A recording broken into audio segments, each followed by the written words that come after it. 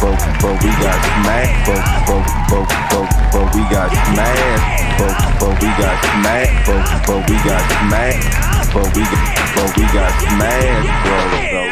3, 2, 1, go! What's up? It's your boy Levelhead back with another Live at Level Gamers podcast. This is episode 377. I have a full crew: K-Bum 20, Keith Norris, and Miss Video Game Her. Nia, what's up, people? What it do? What's good? I need some voices.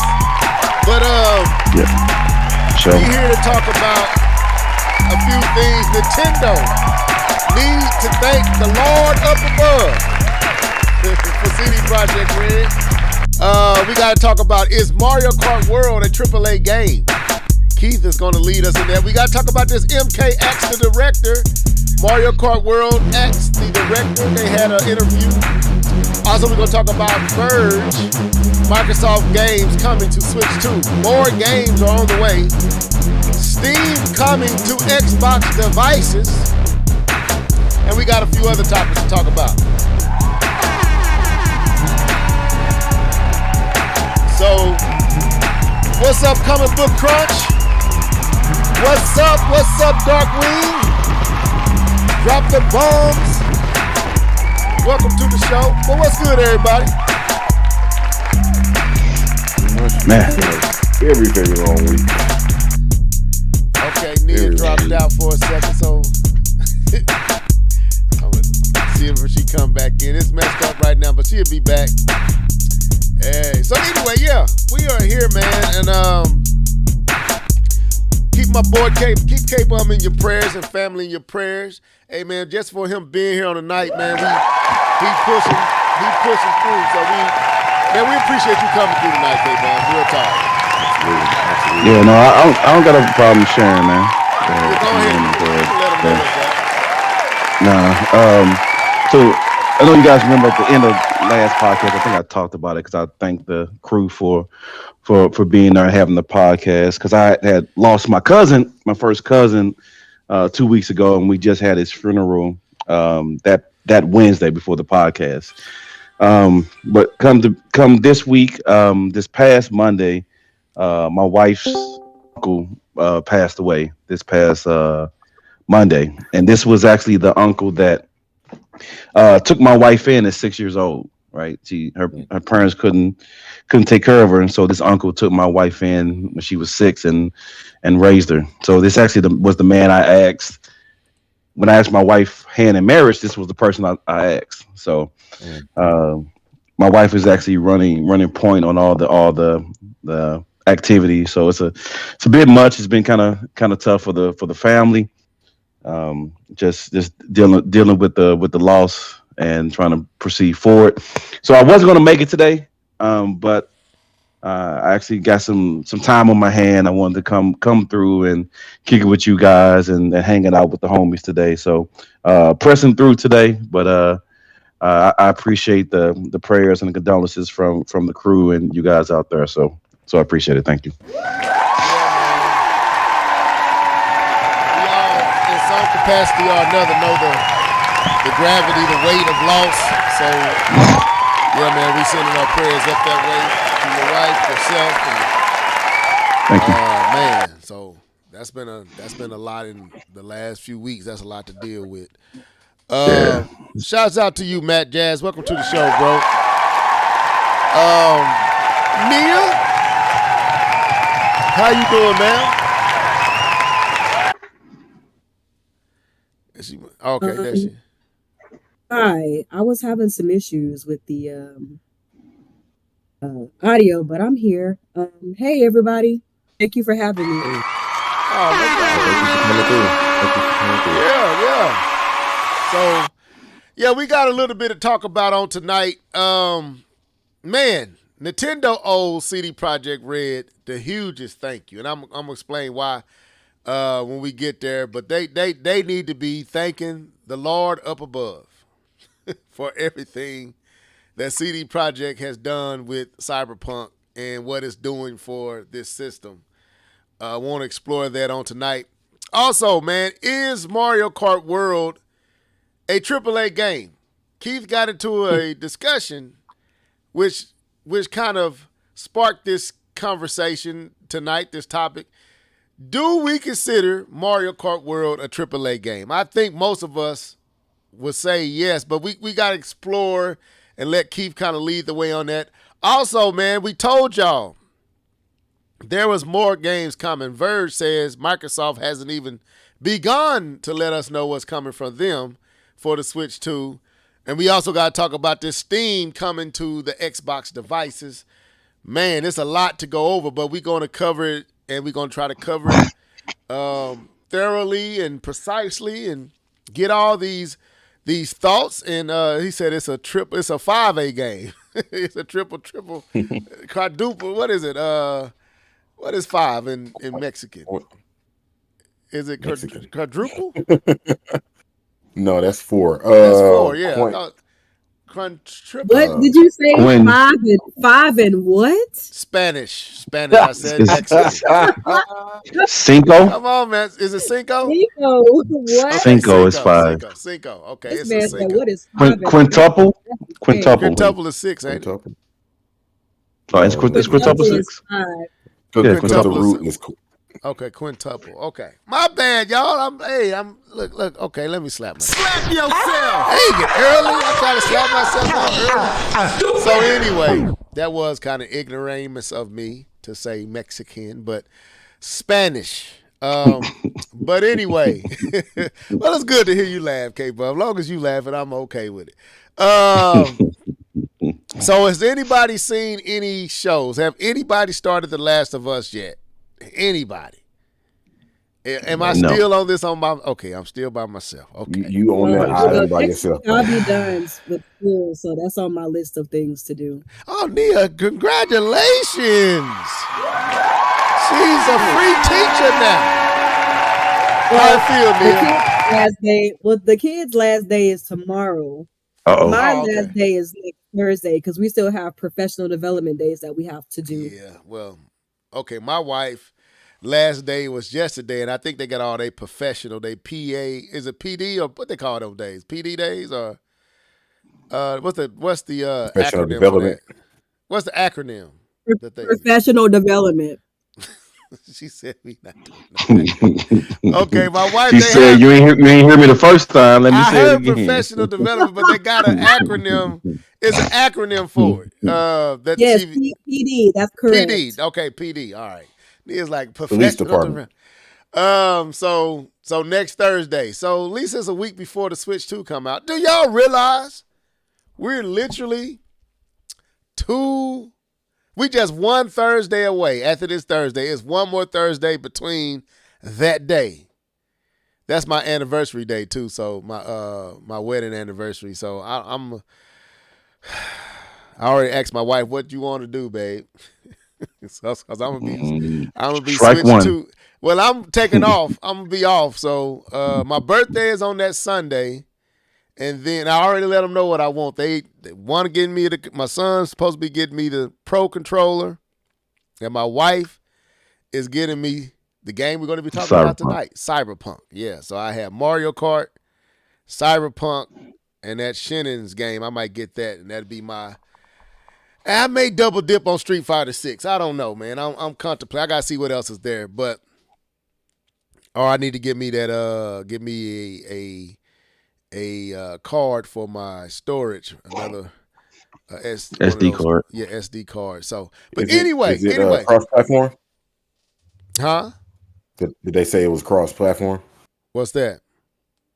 The Street Fighter. I would assume. Yeah, yes, it is. It's cross-platform. Yes, sir. Okay. So, yeah, man. So none of y'all watched Last of Us. Nia made sure I knew it was. Development, teachers development. So anyway, anything else before we get into what you've been gaming on? I mean, as far as I watched, I did finish Spider-Man, the Spider-Man series. Finished that, and then Thunderbolts when that came out. I guess a couple weeks ago. It's anime series on Disney Plus. Yeah. I haven't even started that yet. Yeah, finish that one, and I probably won't do Last of Us right now. I'll probably pick up and do Andor. Probably will pick up next when we get some time. You know what's funny about Andor? Apparently, I didn't see the last episode. I pulled up my Disney and I was like, "Oh yeah, let me start the season 2." And I'm still on what? It ain't 12 episodes, but I was on the last episode. I think. Oh yeah, you got to Last finish that. season? The last season? Yeah, Yeah, season 1, the last episode. I was like, I didn't watch it. I thought I watched it. got to wrap that up. Okay, all right. All righty. So since we deep tonight, we're gonna go on into what you've been gaming on. Let's go. Yeah. You know what time it is. It's time for what have you been gaming on. Sing it, folks. Let's go. Let's go. Hey. What you been gaming on? What you been gaming on? What you been gaming on? What you been gaming on? What you been gaming on? What you been gaming on? Gaming on, gaming on, gaming on.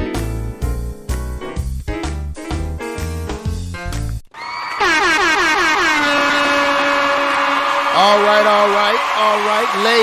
Ladies first. Nia, what have you, if you're still getting your mic together, just let me know, and then I'll jump to either Keith or K-Bub. I be muting myself because I'm a yapper. So, so I keep myself on mute.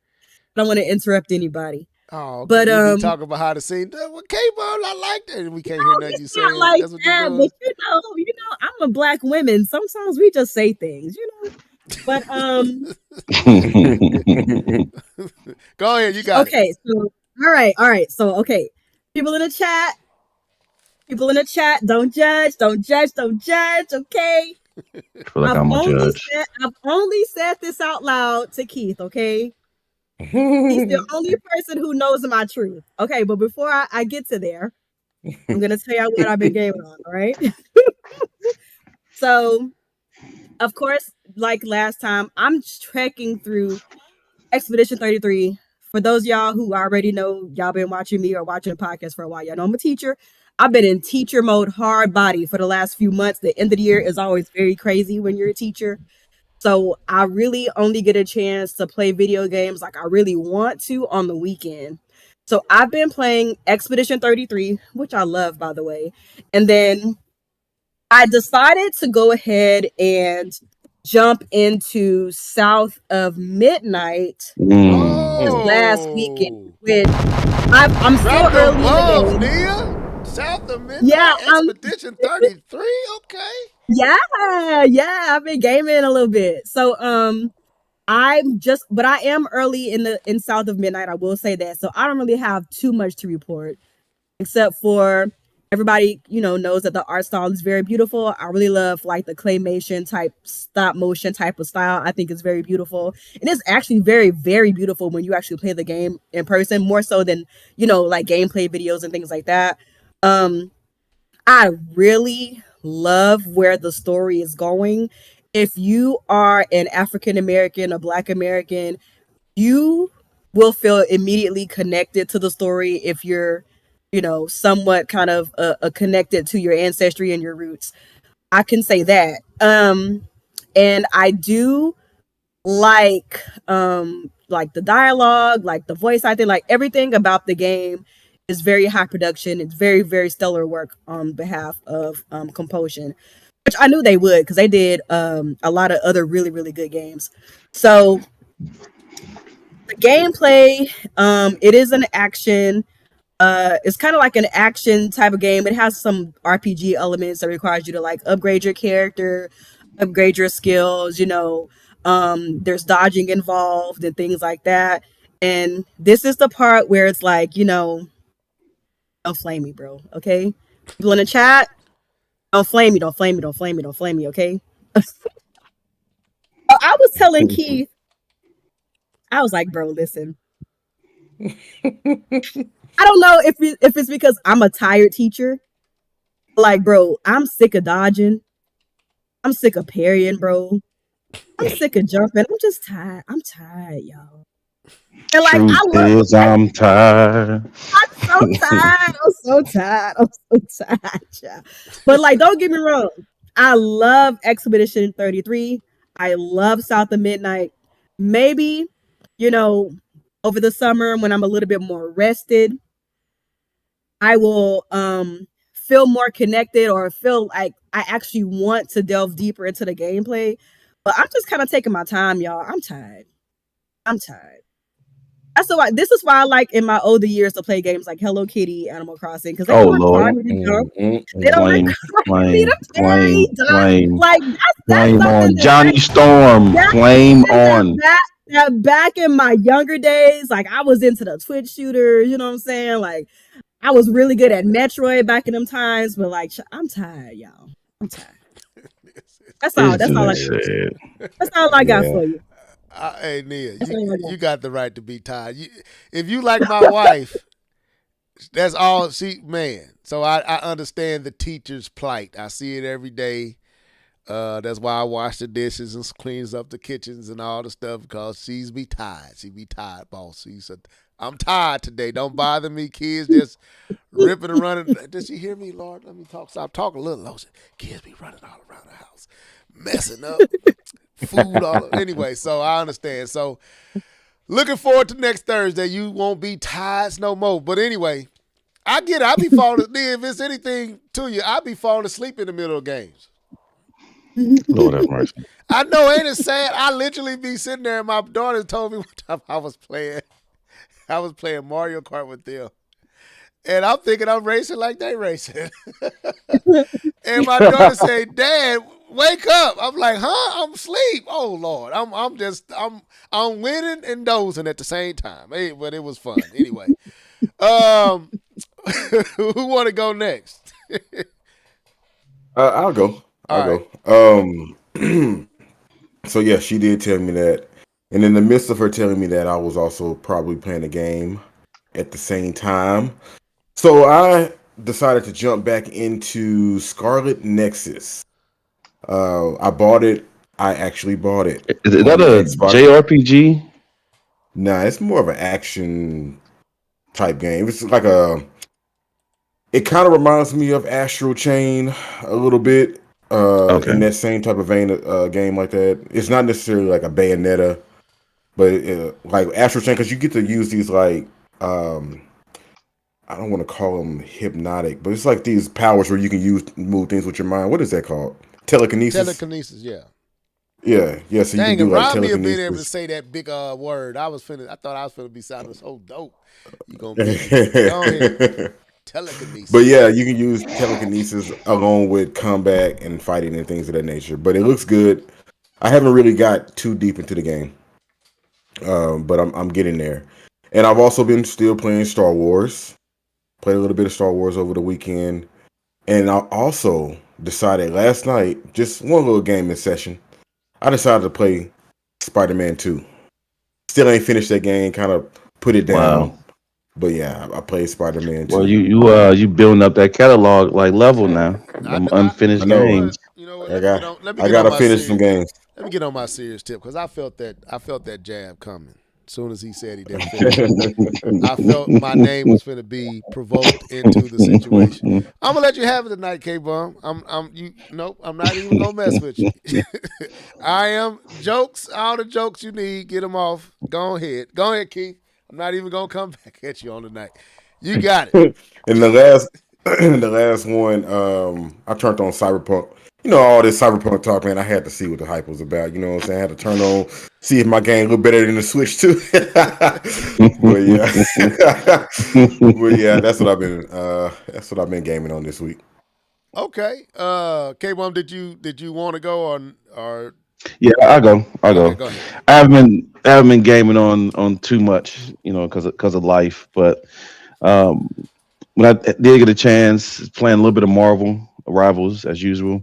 The new season is dropping next weekend, so that'll be cool. Got a little bit of 2K in as usual. I did get a chance to try a new game this week. or last it was a little bit this week, mostly last week. I did get a chance to try a new game, and I quickly realized this game ain't for me. Um, I tried the game that we talked about, Keith, the one that you said I might like, which is the Frag Punk, Mm-hmm. the first person shooter. I got on there and it's actually a hero shooter. Is what it is. So you have different characters, have different abilities. I went out there and gave it a try. The first little mode I played, I was pretty good at it, but the first kind of mode you're playing against AI, so it's not really much. I played a one player versus player match, and I did okay in it. Didn't sit, so I don't know too much of the protocols and how things work. And then like 2 days later, I wanted to try it again, and I played team deathmatch against people, and I quickly realized it is not for me. It is a Twitch shooter, first person view. I've been playing Marvel Rivals too long from that third person point of view, and my first person shooters skills are not there, and I do not have the time or the energy to build my confidence and my skill set back up with first person shooters. So that game is going to the retired bin. So you be tired, boss? I don't be tired. I just don't have. I don't have what I need to be good at that. Because I can get good first person shooter. I can put the time in and get the finger dexterity I in. know. But I know I'm firsthand. I know firsthand. I'm enjoying my third person shooters, which is a little bit slower than these first person twitchies, and I'm gonna go about my business because that ain't gonna happen. But I tried it, I played it. It's not my cup of tea. It's not for me. Leave that for the younger kids. They still got the twitch, the muscle twitch that they can do it. They can have it. I'll go back and play something a little bit slower because I'm not at that point of life anymore. What game was that again? That is Frag Punk. Frat Punk. It's a, Okay. a new game that came out. It's actually made by the same people who make Marvel Rivals, NetEase, Chinese company. All right, all right. Heart and Souls, welcome to the show. Kawan, welcome to the show.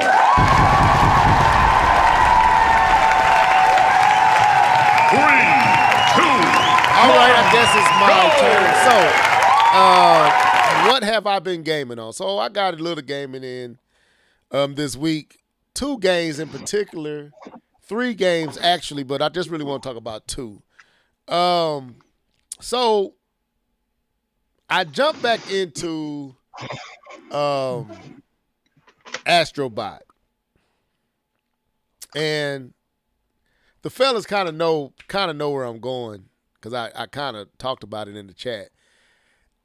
Let me say this, man. Astrobot is a great game, right? It's a great game. For what it does and what it is a great game. But I think the what's that? It's starting to wear, what they call that when something wears off, the newness or the freshness and the excitement of it, Appeal. the appeal, whatever you want to call it, is waning at this point with me. Visually, the game is still stunning and breathtaking. Like, my hopes is that with the Switch 2, Nintendo can bring Mario up to this level of presentation visually. Like, the artistic flavor here, it ain't blowing you away far as, like, it ain't the greatest of graphical showcase, but for a platformer and going for more of a kind of animation or cartoony, Pixar feel, Astrobot got all that, and it's just a beautiful game. It's just a very well animated game. And I love everything about it, but this one thing, it's extremely repetitive. And it's like, I've done this on just about every stage you take me to. Yes, it's new stages. It looks great. It's dope, but visually it's just kicking your eyelids in and just slapping your retinals all around. Like, yes, greatness. Yes, it looks amazing, but I'm doing the same thing over and over again in a way that doesn't feel familiar to me in platforming. Like Mario never felt like this is getting repetitive. Not in a 3D game. I haven't felt that in a long way. I would say maybe the last time I felt that was Sunshine. But Galaxy never felt like repetitive for me, especially 1. 2 maybe because it was coming back into that world. Odyssey never felt repetitive. Keith, did you ever feel like it was getting repetitive in Odyssey? No, the stages and the things, different enemies and stuff like that you can capture each time made it feel unique and different. Right. Like I remember different aspects of Odyssey where you only got to do that one time. Like that stage had its own unique thing that you had to do in that stage that was unique from all other stages. And it, like when you turn into the tank, or when you jump into the wall for the first time and you go into 2D Mario aspect, or just all the different things, all the different power-ups. I feel like I've experienced every power-up you can experience, and it just gets redundant after a while. And so I'm going to say the only thing that's still standing out for me in this game, because I think it has overstayed its welcome, I beat all the bosses, and now I'm going through they stage again. So it was like 6 or 7 bosses, and I'm going back through, and I don't know if it can hold up another another playthrough. Like with all these, I'm like, man, I don't want to go through all this. I just collected all this. I don't want to collect no more. So I'm going to grunt. I'm going to push through to finish this title, but it's starting to wane on me, man. I'm just gonna be honest with you. It's not holding this appeal at all. I was like, man, I don't want to play no more. It's not turned it off, and the music just don't keep you. I'm gonna say this, and this may be my bias. Let me know.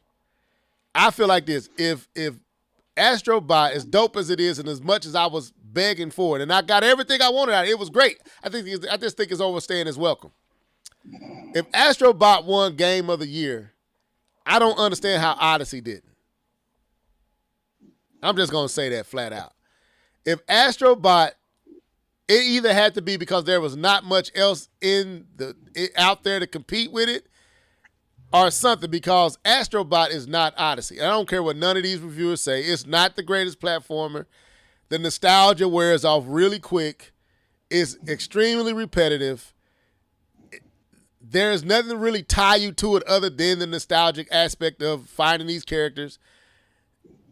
It's no real story here.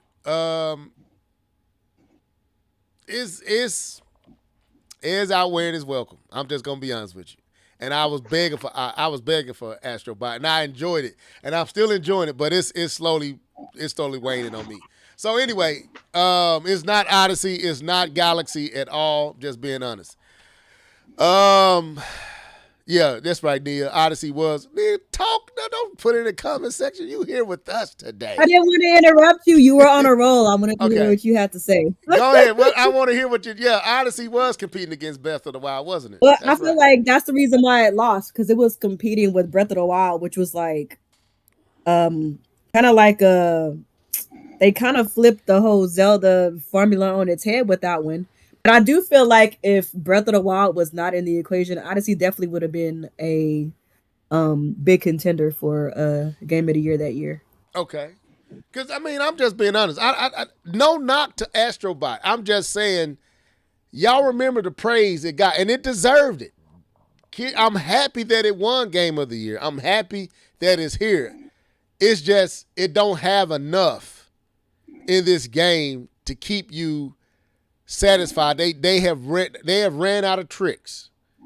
Every trick that they had for you, you got it in the first 4 bosses. You got all the tricks they had, and it's just the same trick over and over and over. It's like, man, I did this for about 20 other stages. I don't really want to do this again.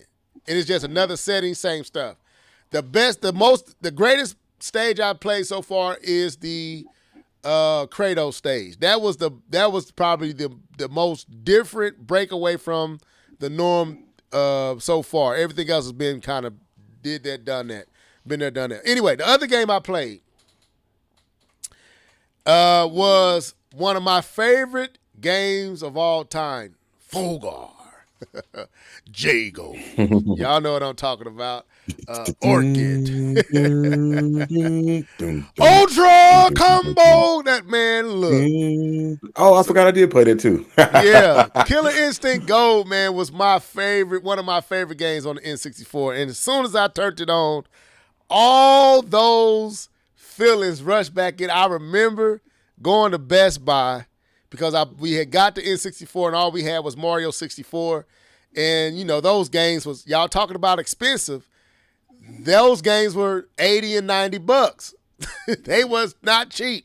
So you wasn't buying too many games. And a lot of people say, inflation, look. I wasn't making too much of nothing back then. I was still in high school. So we went to Best Buy and rented it. And, man, this game still feels the same way. It's still smooth just like it was then. The only thing is the controls does not translate to the Switch. That 64 controller was janky and weird. I had to change all the buttons over to even compete because Saberwolf was just unbelievably hard on normal. Like, he was the first boss, and he was acting like he was the final boss. I'm like, bro, you ain't going to let me get one? You going to combo breaker every one of my moves? Like, come on, dude. You ain't that hard. You the first boss. So anyway, played that. I also played Ridge Racer on there as well. And I think we got a little bit of Mario Kart in, you know, just for the kids. But that's all I gained on this week. You definitely played some games this week. This is unlike the. I think I missed thank you, Nia. Nia, I was just about to yell that because I remember that Sony exec yelled that during one of the E3 or something like that. But no, you got some game in there, bro. Congratulations, man. I'm thinking I'm missing one. If I'm not, I think I'm missing something else I played. But yeah, that's what I played this week. So yeah. So y'all ready to get into these topics? And I'm coming out the gates. Out the gates. This is a video that I'm going to work on the side. I'm going to do a video about this, but I want to talk about it here. Nintendo needs to thank the heavens. They need to get on their knees and they need to pray to the Almighty Father or whatever they believe in. I know what I believe in. They need to pray and thank the Lord for CD Projekt Red. I'm saying that right now, right here, live on the Live and Level Gamers podcast. They need to thank God for CD Projekt Red. And the reason is CD Projekt Red has single-handedly proven the Switch 2 in a way that Mario Kart World couldn't. And as beautiful as Metroid Prime 4 is, it's a beautiful game. Metroid Prime 4 would not do, in my opinion, and I'm just throwing this out here, Metroid Prime won't do for Nintendo right now what CD Projekt is doing with Cyberpunk 2077. This game is shutting up mouths. This game is making folks scratch heads. This game is making this tech look way more capable than we ever thought. What CD Projekt Red is doing with Cyberpunk 2077 on the Switch is a godsend for Nintendo. Nintendo couldn't do this of itself. Why? Because they did not have a tech demo ready to go for the Switch 2. Every system at its launch has that one game that is strictly there to show off the tech of the system. Am I wrong to say that? Anybody? Yep. PlayStation 4, what was the game that showed off the tech at launch? At launch for PS4? Launch PS4 Resogun. You better stop. I don't know. Killzone. I ain't gonna lie, that's what I was gonna say the same thing. I don't remember what launch would it be. It was Killzone. Remember, Killzone was the game that they brought up. It wasn't a great game, but it showed you that the PlayStation 4 had some power on that hood. What was the game for the 360? King Kong. Somebody said Knack. Knack was a showcase title too, but Gears of War, wasn't it? Gears of War the following year. Gears of War. Well, it wasn't at launch, but Gears of War came and showed off the tech of the system.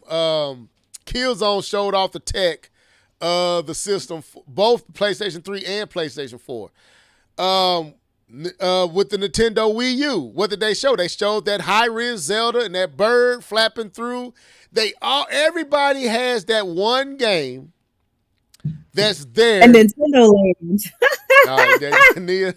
Let me slap Nintendo. Anyway, even though I did love Nintendo Land, Nintendo Land was fun.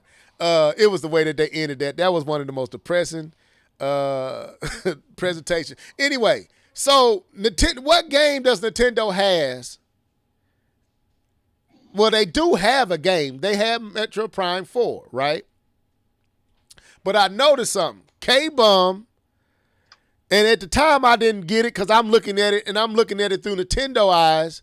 This is a beautiful game. We have never seen Metro Prime look like this. But K-Bum said, ew. Look at those textures. I'll never forget it. I'm sitting over here like, ew, what the audacity you, sir. This game looks amazing. K-Bum's like, where's the foliage? And I'm like, the foliage?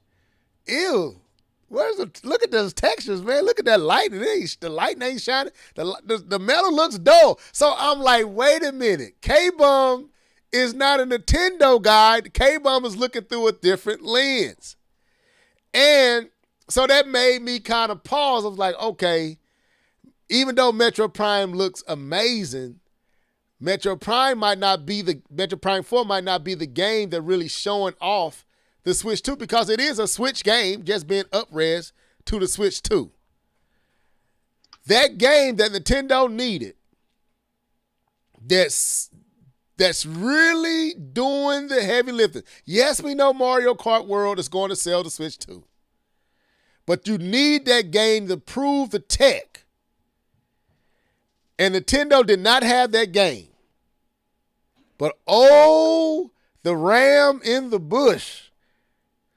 If y'all don't know that what I'm saying, Abraham, hold your hand. I have provided. CD Projekt Red has came through in the clutch at the right time with the right game. And oh my Lord. Is this game causing a whole bunch of headaches and hurt feelings and disbelief and tied tongues because they cannot believe this game is running this well on this weak, low-powered system? First of all, let me give them claps. So, I want to talk about this. Y'all saw that they released a 40-minute video of this game running on the Switch 2. And this has caused so many conversations because it's just deadening so many arguments and so many things that people were saying and so many comments that was being said about the Switch not being good enough, not being better than the Steam Deck, not being this, not being that. Well, CD Projekt Red said, hey, take this and talk to me later. So I want to bring you guys in. What are y'all thoughts on what CD Projekt Red has been able to do with this title? This game is really blowing me away. And let me say this. I got to slap myself. Slap yourself! K-Bum, before you even said it, I'm calling myself out. I'm not Several saying years ago, I did dump on CD Projekt Red really, really bad for they mishandling of the release of this game. But they have redeemed themselves since then. But it's like they're trying to position themselves as the premier third party on the Switch, too. It's like they're doing what Ubisoft somewhat acts like they're trying to do. It seems like CD Projekt Red has actually came through and they have done it. So I want to open the floor for discussion. What are y'all thoughts about what CD Projekt Red is doing with Cyberpunk on the Switch 2? Who want to take the floor first? I'm gonna come at it at a different angle, so I want to come a little bit later. All right, go ahead. Keith, Miss Nia, whoever. I mean, I guess I'll start it off since I feel like I am Mr. Cyberpunk himself. I was the first one out the gate buying Cyberpunk on the Google Stadia. Yes, Here the we glory go. days. Don't do it. Don't do it. Get over But it. yeah, I think it's amazing that a game of this stature, this size, and with this history, being able to perform as well as it is performing on the Switch 2 is a testament to CDPR.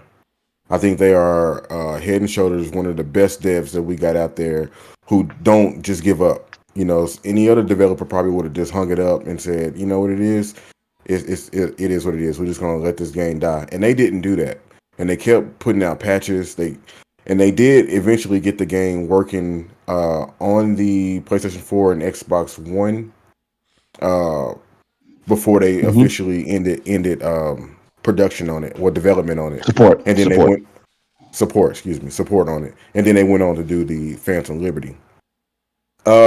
I think Nintendo Switch owners or just people who haven't played Cyberpunk, they're in for a treat. I think you're going to enjoy this game. If everything is running the way it's supposed to be ran, according to the videos that we've seen, the official videos, if you go to their website, I think you guys are going to be in for a treat. And like Level's been saying, it's showing you how powerful the Switch 2 can actually run. Because Cyberpunk is probably, me and Cable have said it plenty of times, it's probably one of the best looking games on the market right now. And it's probably going to just get eclipsed by Grand Theft Auto 6. We'll see. But it's probably one of the best looking games, and the fact that the Switch 2 is running it at a very high fidelity. Like if you go and you look at those versus videos, like the Switch 2 versus name a console, the Switch 2 is either on par or looking significantly better than those other versions. So it's just a testament. And Cyberpunk is just one of those games that you can. It's a showcase type game. Yeah. So that's all I got. Okay. Yeah. Who I don't I like I said I set this up really well. And I got more to say, but I want to give everybody the opportunity to say what they have to say. Neil, you got anything you want to add to this? Yeah, I'll go because I don't really have a whole lot. But based on how I've heard you guys, especially Keith, talk about Cyberpunk, is definitely one of the Nintendo Switch 2 third party games that I have been looking at for myself. Like I've always been interested in the game, but because of how my life is set up, I can't just drop everything that I'm doing a lot of the times and just like play a game. But because of the time frame in which the Nintendo Switch 2 is coming out and the time frame in which the Cyberpunk on Switch 2 is coming out, I think I am gonna check it out. I know that for me, I'm not super technical, and honestly, I think that my standards for visuals are just not as high as a lot of people. So I feel like in these days, I think a lot of games are nice looking games. I don't really feel like there's a such thing as like bad looking games these days, unless like the developers are just not talented. But I will say this, as a person who does also own a gaming PC, Cyberpunk is definitely one of those games that made me think that the Nintendo Switch 2 is actually approaching parity. It is actually punching higher than a lot of people assumed that it would. And for the first time in a long time, because of games like Cyberpunk on the Switch, I am considering actually getting my third party games on the Switch too, for the foreseeable future. So I think that a lot of That's huge. people, yeah, I think that a lot of people are probably also in my position as well. Like I know there's like this fallacy that Nintendo gamers don't really buy third party games. I think what people are also missing too is that Nintendo gamers do buy third party games, but a lot of the time the Nintendo system is not their preferred way to play those third party games. So they'll get them on their PlayStations, they'll get them on their Xboxes, they'll get them on their PCs.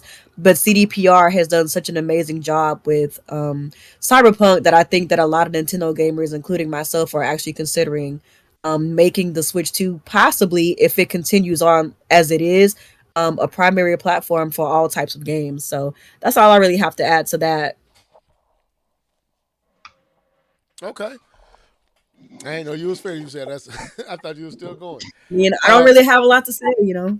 no, I got you. Sorry. All right, K Bun, floor is yours, sir. Yeah. So Cyberpunk on the Switch too. Um, One thing I kind of added this in the comment section, not comment section, yeah, in the chat with the homies is that well, as we know, one of the hardest things to get back once you lose it is trust. Once you lose trust, it is very hard to get it back. What CD Project Red is doing is winning back the trust of gamers. I think this is a part of their strategy to let you guys know we are still the same CDPR, right? This is the same developers that did The Witcher 3, which is, again, my favorite game of that particular generation. So they're going out of their way to make sure that people see that and know that. And so that's why they're putting it on the Switch 2 disc. They are going out of the way to make sure that the graphics are where they need to be. They're working hard to get that 40 frames per second profile to be able to play it that way as well. CD Project Red is doing what they do because this is the kind of company they are, and they're trying to win back trust because they still have The Witcher 4 coming out. They still have the sequel to Cyberpunk 2 coming out, and they still have the remastered version of The Witcher 1 coming out, and they want you guys to believe in them again because they believe in themselves. And so they're doing that. But there is one thing I wanted to touch on just really quickly because I do believe, to your question, I do believe Nintendo should be thanking CDPR for going out and showing that the Switch 2 is a real player and utilizing the power of the system to showcase arguably one of the best looking games in this generation. Is my battery charged on this computer? Oh, give me a quick second. So I definitely believe they need to do that. But one little dose of water I want to throw on our little party here when we're talking about CDPR Red is that this game is different than the others. So what I'm gonna say is this: I don't expect the same to occur to every other game when it comes to bringing that game to the Switch 2 or being able to quickly produce the same level of graphics that CDPR is doing. The reason why I'm saying this is that Cyberpunk was not built just for next gen systems. Cyberpunk was not built just to have bleeding edge technology. It has bleeding edge technology. It does have some of the best visuals in the game, but Cyberpunk was built for scalability. Cyberpunk was built to work with the PlayStation 4 systems. So what I mean is, say you have a game like Star Wars Outlaw. Star Wars Outlaw is not built for scalability. It is built for next gen systems. And so there are different tricks that are different things that they would need to go back to do to try to get it to run successfully on the Switch 2, right? They can't just say, here we go. They definitely will have to do certain things that maybe they didn't do before, just so that it runs efficiently on the Switch 2. Cyberpunk was built to scale.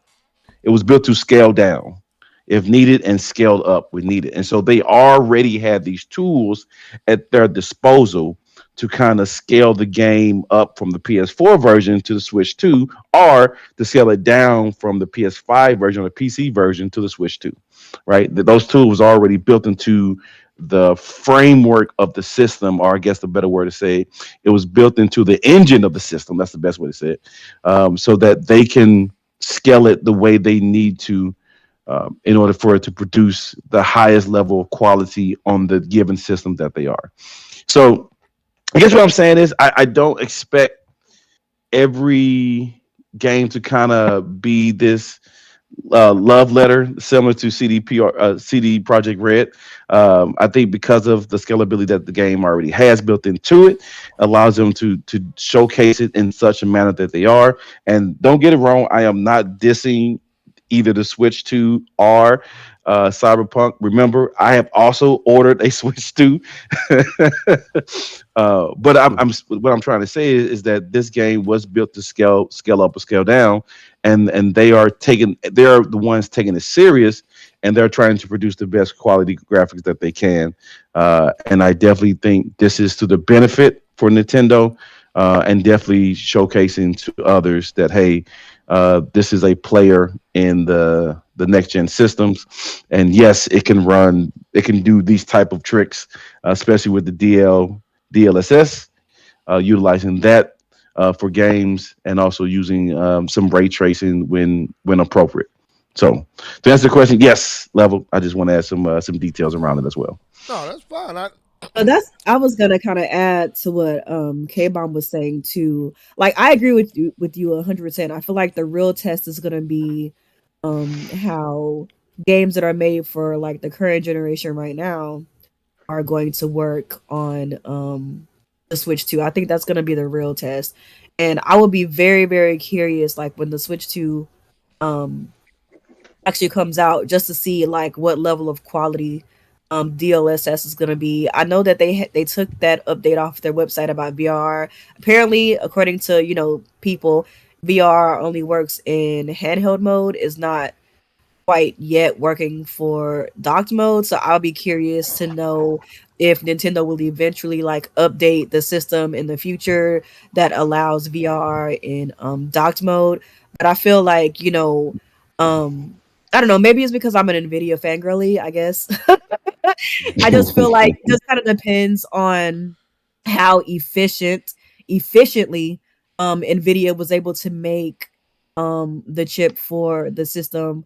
And then we also recently learned that Samsung was also involved in developing the chip for the Switch 2 as well. Yes, And I do right. think that between those two companies, if I don't want to put too much sauce on it because I'm not a techie like Keith, but what I will say is it just depends on how efficiently the chipset will work in the Switch 2. That's going to determine like how future games are going to like move forward. I'm not counting it out, though I do agree with you for the most part, K-Bomb, but I'm not going to count it out just because of who's behind it. I feel like right now Nvidia is like, it's my opinion because like I said, I'm an Nvidia fangirly. I really do think that they are the most efficient hardware maker Chip makers. currently. Chip Easily, maker they, they currently. they are the best. They are the best. So I I would don't. be very curious to see what the trajectory of the Switch 2 is going to look like, maybe like in 2 to 3 years from now. I, I think the Switch 2 is more. It will be more powerful than AMD's consoles with similar specs, because I just think NVIDIA chips is more efficient, and I do believe that there is way more power under the hood for Switch 2, and once people get their hands onto it and get comfortable to it, there are going to be even games that they're going to shock gamers for the Switch 2. I think once they get a hand on even the DLSS and the way that the ray tracing engines work, I think that's also going to be shocking. My point is to what you're saying is that these next gen systems. So let's take Survivor, right? Survivor was built with ray trace only, right? And they had to go back Star Wars. to Star Wars Survivor. Thank you. Star Wars Survivor was built right there. There was not a mode without ray tracing, right? So they built that game with ray tracing only, and they said it couldn't run on the PS4. And then a year and a half later, they add different lighting strategies that the last gen systems used, and come to see that that game looks very close in a PS4 to what the PS5 version looked. And when I'm saying with that, I'm not comparing the Switch to a PS4. Let's get that out of the way. But what I'm saying is that there are going to be some techniques that the Switch 2 would have to utilize because it's not under the hood raw power as the PS5. That once they identify some of these tricks to, or not, it's not really tricks, but some of these efficient Limitations. ways, these limitations. When they understand their limitation, that there are limitations of what they can and can't do, then they will be able to produce games similar to the PS5, but just scaled down to the Switch's hardware Capability. limitation, capability. Thank you, and I think they can, and that's why I Right. think the future for Switch 2 is huge. I think I think it's going to be awesome, and I love that when developers take the time to make it work and expand. And I think once you get that UE5 running and they find out what they can do with UE5 on the Switch 2, then you're going to see even more beautiful games come in the future. Okay, so a few things K Bump said, and I totally agree. And everything K Bump said, I agree with. Especially the part with CD Projekt trying to win back the trust in their creative voice. They literally showed that they understood the fan base of the Nintendo fan base when they said Nintendo fans buy physical. I don't know if y'all caught that when they was talking. Nintendo fans buy physical, and they even kind of touched on what Nia was talking about. It's not that Nintendo fans don't want these games; they just understand when they're not getting quality versus when they are. And it seems like to me, and the reason this is impressive to me is I'll say this to go with K Bump saying, and kind of keep also articulated this in the chat, is I'm not necessarily saying that other companies are going to be able to do what CD Projekt has been able to do. I know they probably won't be able to. And that's why I'm so thankful that they did it, because my thing is this: they didn't have to. But Nintendo needed this title. Nintendo needed this title in a bad way. They needed that one company to not spare any rock unturned, trying to get every crevice. And we don't even know if this is all that could be gotten out of the system.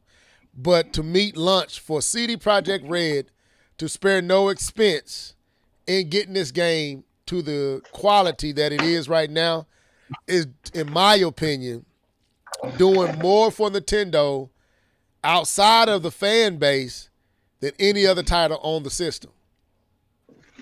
Because as we know, Mario is going to sell the system. But you need that one game to, one, show the capability, and then two, it does put pressure on other developers to not come with that same jargon. And this kind of where I wanted to go with this.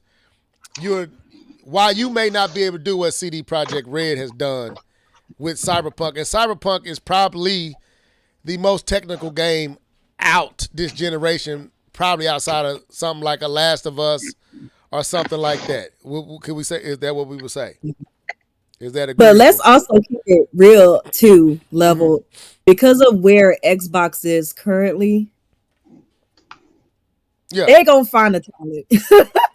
They're gonna what? find a talent. They're gonna find a talent to make sure that these games are running decently on the Switch too, because right now the Xbox platform is kind of flatlining. Yeah. And they're not really finding maybe this is not fair to say, but this is not, maybe this is just my observation, maybe this is not even fair to say, but they're not only that they're not finding an audience, they're not growing on that platform.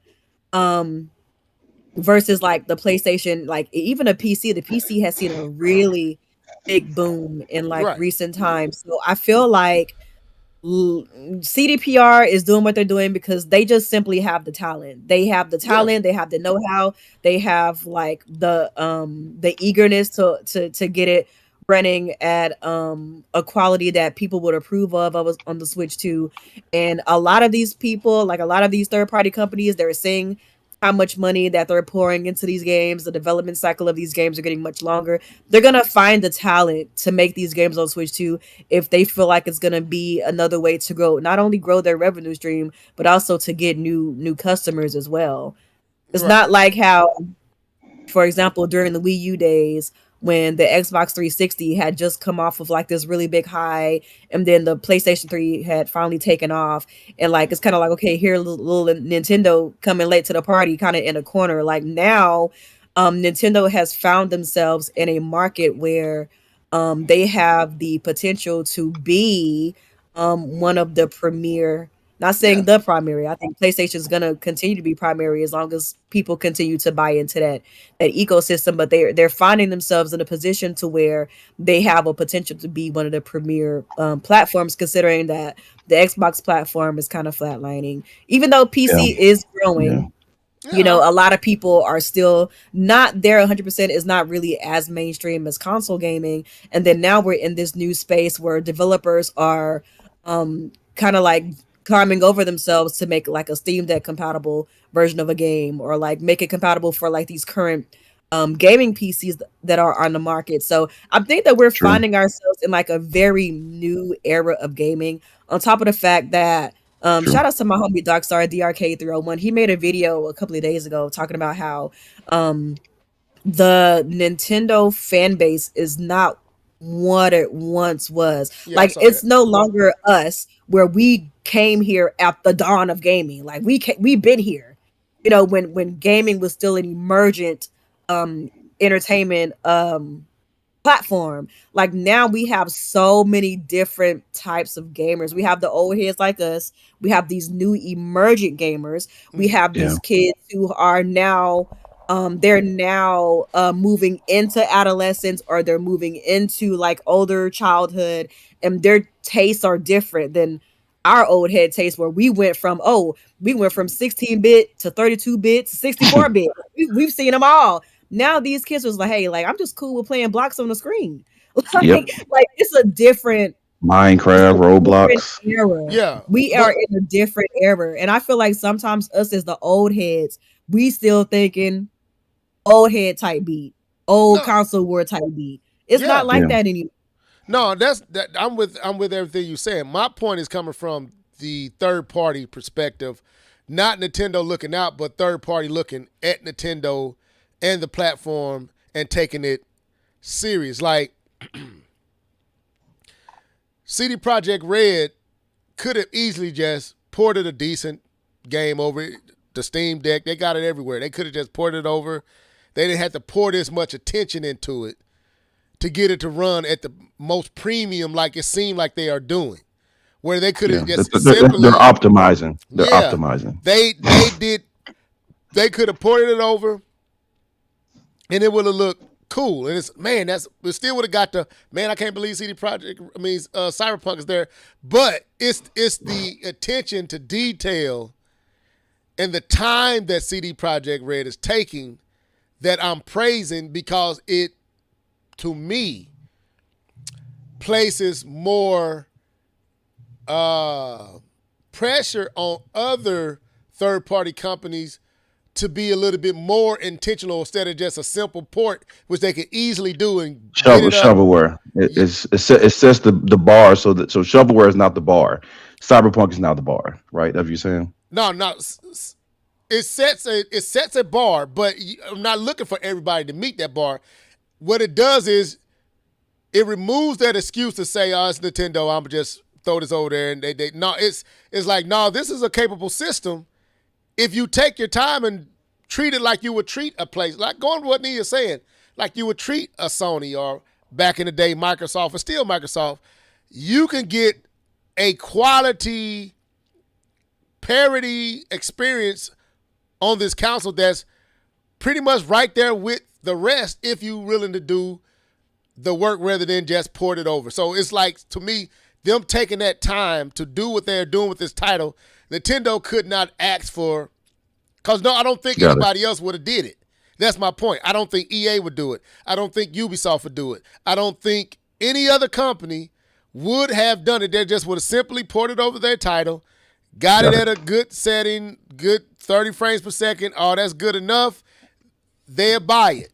CD Projekt Red has said, no, we're going to get the best out of this platform, and what it's doing is showing the platform in the way I don't think we would have saw at this stage by not even from Nintendo. And that's what's impressing me. Like, this is a godsend for Nintendo right now, because this game to me is doing more to sell this system than anything else on it. And it's like, wow. What do you mean not even Nintendo? You don't think Nintendo will pour this much into it? Not right. That? No, they don't have the game right now to show it at the launch of the system. Like, this is happening before June 5th. We know Nintendo down the road is going to show it. They don't have it now to show it. Metroid Prime 4 doesn't look this good. As good as it looks. Like I said, that's why I emphasize what K-Bum said. K-Bum said, ew. And I couldn't understand what you mean. Okay, but that looks great. But then when you see this game, I can see where K-Bum may be saying that from, because everywhere you see, you can go, and everything is looking like that, rather than you being in this linear and it's Metroid Prime, and it looks amazing. It's artistic. It has all that, but to me, it's not as technically impressive as this game is. And from a third-party company, it's letting me know, no, we can't, like Dr. Trey said, like Nia said, like Dark, is it 301? 312? I can't remember his yeah, that's him. It's 301. 301 said, this is not your old Nintendo. And it's like CD Projekt Red is single-handedly showing that it isn't. And that's what I'm trying to say. It's really taking the excuse away from all other third parties. And it's doing something at a time that Nintendo, I don't think right now they can do. They don't have that game to really show this system off at this caliber. They don't have that game. We don't have Zelda yet. We don't have that technical game. That the Mario Kart World isn't that game. Donkey Kong Bonanza isn't that game. Those are beautiful, artistic, animated games like Astrobot, but it's not a technical demo of what the system could do. That game is not here. Not even Metroid Prime 4. We don't even know when it's coming. And when I look at Metroid Prime 4 and I look at this, Metroid Prime ain't doing this. And for them to be doing it at this caliber, now, day one, that's Nintendo need to get on their knees and thank the Lord for Cyberpunk. And for CD Projekt Red. Yeah. So you mean Metroid Prime running in 4K, 60 frames per second, or 1080p and 120 frames per second? That's not doing that. I think it's two different design philosophies. I understand you looking at the pointing at. That's what I'm pointing out. It's not the same designs. This is an open world, humongous game. That's not Metroid Prime 4. Metroid Prime don't have the models that look like this. Their models don't look like this. Their stages don't look like this. Their stage is not this open world. The plasma shooting. We don't know that yet. We've seen, if we look at, I don't want to argue. We don't know that yet. Keith. No, there's no argument that we only seen the beginning part, and right when she, I'm assuming she lost her powers. That's all we saw. But we I'm have saying, no idea what the rest of this world looks like. From Metroid Prime 4 does not look like this. But it's supposed to play smooth. That was to me, the whole reason is the game is gonna. The whole reason they're using mouse control and all this other stuff is the feeling you get when you play the game. But okay, I got that part. Like, I don't see. I feel like what I'm saying is getting lost because It's not getting lost. It's not getting lost. I understand. I love Cyberpunk. You know I do. It ain't about Cyberpunk. You know what I'm saying? I know, but I'm just saying, like, I don't want. It's like you're kind of downplaying. I'm not down. The technical prowess, and that's why I'm saying it's getting lost. Stuff. It's getting lost in what I'm saying because you inferring something I'm not saying. You hearing that, but I'm not even saying that. Metroid Prime 4 is an amazing looking game, but it's not the technical feat that this is, and that's just I wouldn't have said it before now. I'm like, Metro Prime, no, it don't. And I can honestly say it doesn't. Because of everything that you're seeing. You're not seeing, it's not a linear world, and it's heavily animated everywhere you go. All of it is not. When I look at Metro Prime 4, it looks amazing, but it doesn't look like this. And Nintendo doesn't Metro have that Prime type 4. So I'm agreeing to the point that Metro Prime 4 is not the showcase game. No, it's not like But this. I think what Keith is trying to say, and Keith, you can let me know if I'm off base or whatever. I don't think that he's saying, that you don't think it's a good looking game, but I think when he said something about like the design philosophies, like when you're playing a Metroid game, there's a certain how do you say? There's a certain cadence you want the game to play at, like as far as like how smooth the game plays, how like things like that, versus like a Cyberpunk where their design philosophy is they want you to feel like you're a part of this immersive, living, breathing world. That's what I'm talking about. Whereas Metroid is one of those kind of games where you want to feel a little bit more isolated. You want to feel like responsive controls, like things like that. No, I'm with that. Correct. And I'm saying if you look at Metro Prime 4, it'll be okay. Like I said, I don't want to miss. I feel like Metro Prime 4 is a showcase of like how buttery smooth a game could run. Right. Whereas who would have thought? I'm sorry. Go ahead. Whereas Cyberpunk is more of like, this is how expansive of a world we can create on this platform. Yes. I feel like they show two sides of the same coin. Yes, and they show and that's what I'm getting at. Nintendo doesn't have a game that shows this side of the coin. And okay, I like that. And Metro Prime 4 is not that. And as good and beautiful as Metro Prime 4 is, I don't think it is as impressive for what this game is doing because of what this game, the side of the coin this game is playing on, is in a different league. I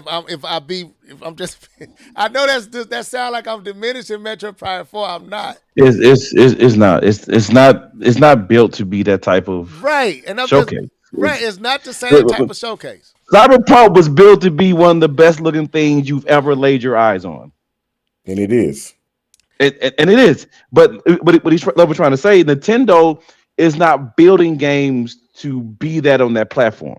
They're building great looking games, but the graphic perspective is not the forefront of their mind. The biggest thing that Mario Kart World did was give you open world and give you 24 characters. It isn't graphics. I got the perfect example. When Digital Foundry was talking about Metro Prime 4, and it made me mad, but I had to swallow my pride and understand there's levels to it. When I look at Metro Prime 4, I was like, man, this game was blowing away. Me and you gushing over the game. Like, man, this game was just, oh my God. K-Bum, Digital Foundry. This is a box linear game. They're able to make it look like this because it's not much else moving in the screen. That background is static. That's not that. And as they begin to strip it down to what it was, I was like, well, so what you're saying is not hard to make this game look this good, but you are limited to what's right there in front of you, and there's not much there to really take away from the resources. So they broke that game down to where they made me not impressed with it. And I'm like, you robbed me. You just robbed me. This is the game. Wait, let me finish. Hold up. Let me finish. Let me finish. Don't interrupt. Don't be K-Bomb. Don't be K-Bomb. No, I'm finna wrap it up. Digital Foundry literally robbed me of my. I'm like, I want the game, but my hype was like, man, this game looks amazing. Nintendo Switch 2. Oh my God. They literally stripped all that down and made me. I'm like, wait, so you trying to say this is not hard to pull off? Wow. So they can't say that about this game. They can't say it. They have to nod their head. We can't believe they're doing that on that platform. They can say they can strip away everything from Metro Prime and show you why that's possible. Well, it's linear. It's, this game, the background is not. They can't go there, and it's just a static picture. It's not everything that you thought was great. They show why it's able to be done on this platform. They can't do that with this title. That's what I'm trying to say. Hold on. Before you tell me, wait. So you let Digital Foundry shape a narrative for you? Is that wait a minute, Keith, wait a minute. Now you know where I stand with Digital Foundry.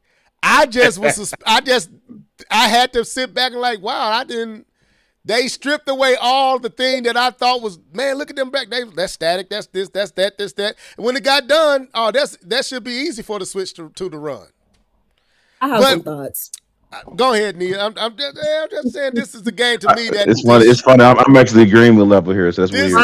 This game is the game that's shutting up. I'm not disagreeing with him.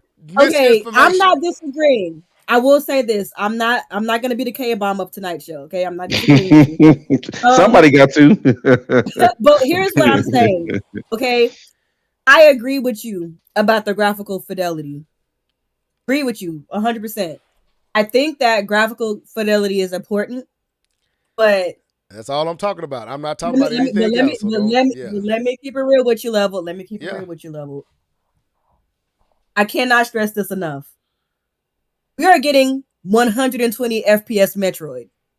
I'm with that. Like, I don't think it's clicking. It is. I'm with it. Okay. Because here's why I say this.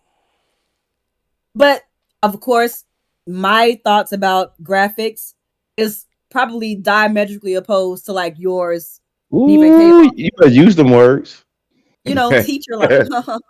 But so I believe this is my personal opinion. My personal opinion is that graphics are already good. I personally believe graphics are already good. I feel like what we should be striving towards up to this point is performance, efficiency, optimization, lighting, physics.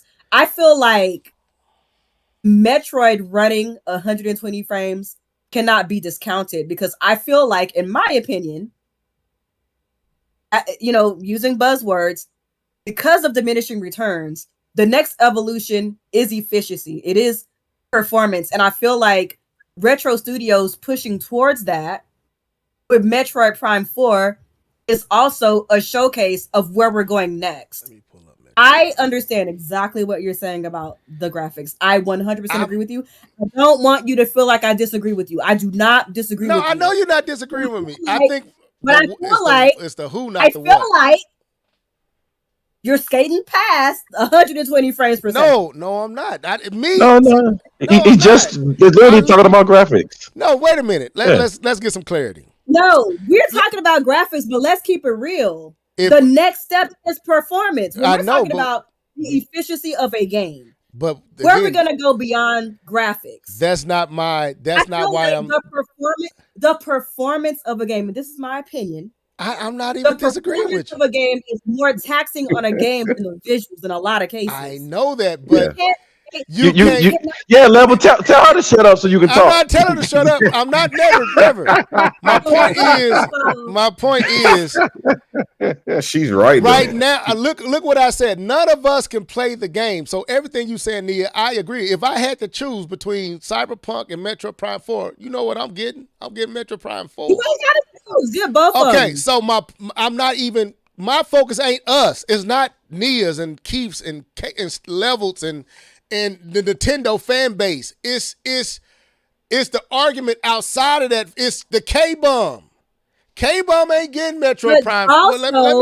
But also, sorry, I'm sorry, I'm still on this. Okay. I can't stress this enough. The gaming landscape is changing. K-bombs are not as plentiful as they once were. But wait a minute. I teach at an elementary school. Listen to me. I teach at an elementary school. Okay. When I talk to my students, when I talk to kids in other grade levels and we're talking about video games, they're not talking to me about graphics. I know. I'm not talking about them. I'm not.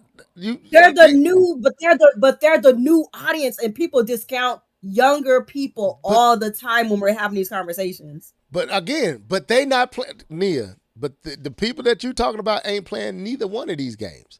I'm not. Yes, they are, because they see that their high school. They play Fortnite. They play Fortnite. They play Roblox. They play. Let me give you. Fortnite is in I his. got Fortnite kids. I'm trying to tell you. I know. Let me give you an example. You got a My team. niece. I got kids and nephews. Okay. My niece is 8 years old. She out of her shell today.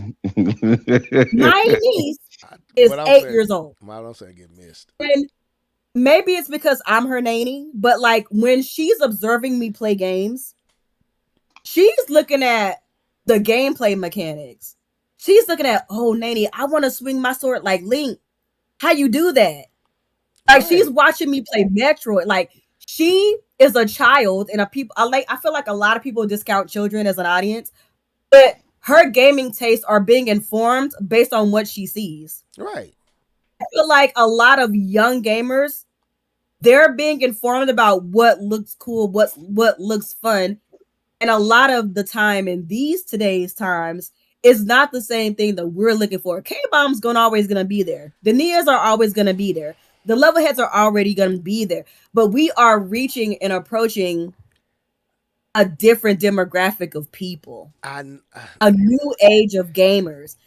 If your game looks like blocks on the screen, cool. But if it runs 50 frames per second, hell. Even though Nia, I got love for you. I'm not letting you slip this pad. You good. You make a good argument. You selling. I bought the car, but we finna park the car. We still gonna talk about what I'm talking about. I'm with you. I got kids. My kids don't care about graphics, none of that stuff. I'm not even talking about that. What I'm talking about is the people that talks about this, that frequents these creators, and I'm talking about that group. I'm not talking about the whole spectrum of gaming. I'm talking about people that cause these arguments to take place on YouTube and in these comment sections and all. Who is the Digital Foundries, the Blunties, the people that's hover around and stuff. My kids don't watch. They go watch. What's his name? Corey Kenshin. I think that's how you say his name. Kenshin. They watch him. Yeah. It's just fun. It's just excitement. I'm not talking about that group. I'm talking about a specific group that stay arguing over this stuff. I'm saying that for that group that listen to Digital Foundry like the gospel, that group that is not Nintendo enthusiast and is not the nostalgic, that group that needs to see something that shows them that this is playing with the big leagues. So basically, you want fanboy bait. No, I'm not even. It's not. Okay. Yeah, you do. You want a reason to be like, look at what my system can do. No, as well. That's not it, Nia. I'm making an assessment, and why I'm saying Nintendo needs to be thankful for CD Projekt Red. It doesn't. I just watched a dude talk about me for an hour, for 20 minutes about my video. 2 videos of mine. And I'm laughing with him, calling me a fanboy. Calling me, and y'all know I'm not a fanboy. I'm saying, from Nintendo, when I look at Cyberpunk, I see nothing else out here for Nintendo right now that's doing for the system what Cyberpunk is doing.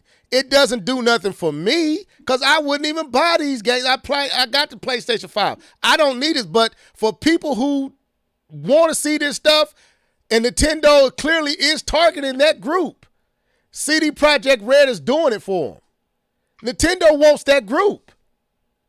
They do. And clearly they do, and they doing everything to get it.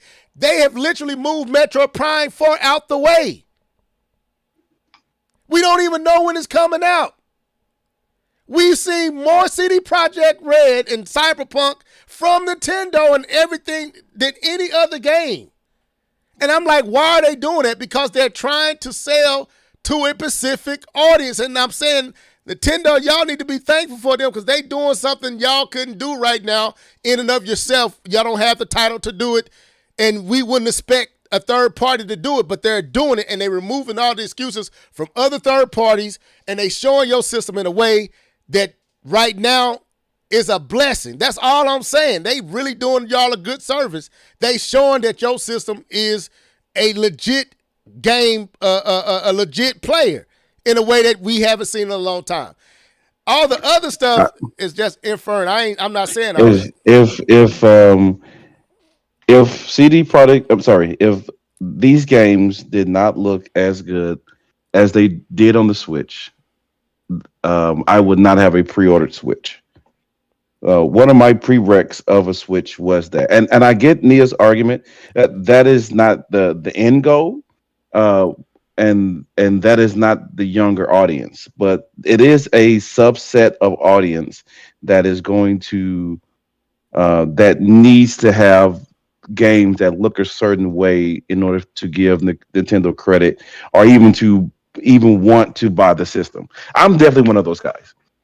If this would have looked similar to how the Switch was compared to the other games in that generation, that pre-order would have went past me, and I would have kept Here's the thing kept it with moving. you, K-Bomb. You're not even getting third-party games on the Switch. So why I'm does it getting matter? my first game. My first game is going to be third party. My first game is going to be. What you getting on the It's Switch? going to be. It's going to be Civ 7. Civ 7 is going to be the first game I get. It's going to be the first game I get on the Switch. Yes, that is the first game I'm getting on. I'm getting on the Switch. Hold up. Mr. Graphics It's not. out the Nintendo Switch platform needs third party, and you're getting Civ 7. I'm getting Civ 7 because I want to play Civ 7. I play Civ 7 mobily. I play it mobily. I don't play it in front of a system. I hear the passion in your voice, Nia. But like I said, honestly, I don't want what I'm saying to be misconstrued because of it seemed like I'm being disparaging to Nintendo. I'm just being honest at what I'm looking at and what one game is doing for them versus another. And what it's doing for them all the way around. It's doing something that we have not seen in a long time. And I'm saying, Nintendo, y'all should be thankful. Because if you remove Cyberpunk out of this equation, that $450, $80 games would be a problem, and it'll be a noise beyond noises. CD Projekt Red with this game has shut up so much stuff for them because of the attention is taken away from all the other stuff that's problematic. This one game has shut it all up. Mario Kart World hasn't even shut it up. But this game has. Because people can't deny. Mario Kart got that price tag. I know, and that's my point. That's why I'm saying this game right here is taking the attention off of all that other drama, all this misinformation, all these different platforms saying all this disparaging stuff. It's a PlayStation 4, it's this, all that misinformation. Now the kids don't care, but we do. We all care. Well, most of us do. And this game it's doing heavy lifting. It's doing heavy lifting that I think we should give credence to. It's doing some heavy lifting that Metroid Prime 4 wouldn't do, that Mario Kart World would not do. And I wouldn't pick this over Mario Kart World. I'm just being honest. It's not about me being a graphics whore. I'm not a graphics whore. It's not about me needing my system to be better. I don't give a care. I bought a Switch. I bought a Wii U. I bought a freaking Wii. I was there with the game. I've been here too long to be called that. I've been on the bad side and the up. Look. I'm just calling a spade a spade. Nintendo needs to be thankful for these dudes and the attention that they and the depth that they went with their title for this platform. Because it's doing something no other title out right now could do. And they doing it at the best. And it's a title that we would never have thought possible on the system. And they doing amazing things, and it's selling a system in and of itself to an audience that would have turned away and cared less. Now they can't. They got to look at like, man, that 450 don't look too bad now. Oh, I thought it was a PlayStation 5. I thought it was a PlayStation 4. No, that ain't a PlayStation 4. All this misinformation has been shut up by this one title. That's literally what I'm saying. And they need to thank the heavens, because if this title wasn't here and we was looking at all the other third-party titles out there, it would not be the same. I'm just being honest. Yeah, I still have a Switch. And I have Mario Kart, and I have DK Bonanza, and be waiting for Metroid. This game changing the narrative about the system itself and where it fits and where we should place it. This title is doing it, and I think that's what I'm getting at. So it's not a. I don't think what I'm saying is what you're saying, but I could be sounding like I'm saying what you're saying. But anyway, I'll shut up. Any other thoughts? What about Final Fantasy VII, Street Fighter 6, Borderlands 4? All these games are in well, I don't want to say because they Hogwarts. say them just pieces. That's just a PlayStation 4. That's just PlayStation 4. That's just a PlayStation I'm double 4. dipping on Final Fantasy and Switch. That's what they saying. I'm talking about the narratives that has been shaped around this system. CD Projekt Red with Cyberpunk 2077 has shut like 99% of that stuff up. They don't have nothing else they can say. Like, I don't know if y'all watching. People are still saying things about They are. CD, about but it ain't Cyberpunk. sticking. That's my point. They saying it's barren. There's not a lot going on in the game. You can tell that they've made cuts. That's what people are saying. I don't care. But that's I know what people you are saying. don't, but the truth of the matter is it's still run better than it's not Steam sticking, and that's my point. If it was sticking, it's just falling off like water on a wall. It's like, man, y'all really don't have nothing. That I mean, for me, that stands out to me. Maybe it's just me, but I'll leave it alone because you got too many other topics. I didn't even think we'd stay on this. Nia went off we on do have a lot of on it. You know, I to be like fair, to throw y'all a little bit. You know what I mean? To be fair, I do want to say this though before we move on from this. I do get your point. Your point is the game showcases that the system is capable of running demonstration. Yes, it's a demo. It's a tech demo in the way we've been. 120, brother. I'm sorry. I hear you. 120. Okay, so let's go with that. I'm not impressed by that 120. Let's go with that. If they got 120 frames per second, is dope. It is dope. I'm not denying that, but I feel like that's disingenuous to say 120 in a game that's wouldn't even be thought possible to run on the system at all is running on the system. No one would say Metroid Prime 4 couldn't run on the Switch. No, they didn't think it was going to run at 4K 120. That's oh my God.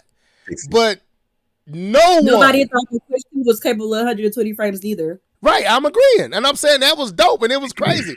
No one in their mama's wildest dreams thought we was going to get Cyberpunk 2077 running like this. That's my point. 120 is more believable than this. That's it. I mean, I'll be honest. So I'll be honest. 120 for a Switch game doesn't. I mean, that's impressive, but that wouldn't move me to buy a system because it can do a Switch game at 120. That are running at 120 frames. I mean the what was that? The God of War game? Not God of War game. Sorry, the Prince of Persia game ran at 120 on the PlayStation. And then what else? Call of Duty runs at 120 on the PlayStation. Okay, and what else? It has a 120. I don't know out the top of my head, but there's other games that on consoles. There are games running at 120 on consoles. Okay, what are they? I don't. Excuse me. Again, I don't have them top of my head. I named the ones that I know off the top because I've either had the conversation about it. This topic. Who want to talk about Mario Kart World AAA? I can't handle this. Nia scared me. I'm not trying to like combat you guys. I just feel like I really do feel like. I know that y'all said it is impressive, but I feel like y'all skating past it a little too casually.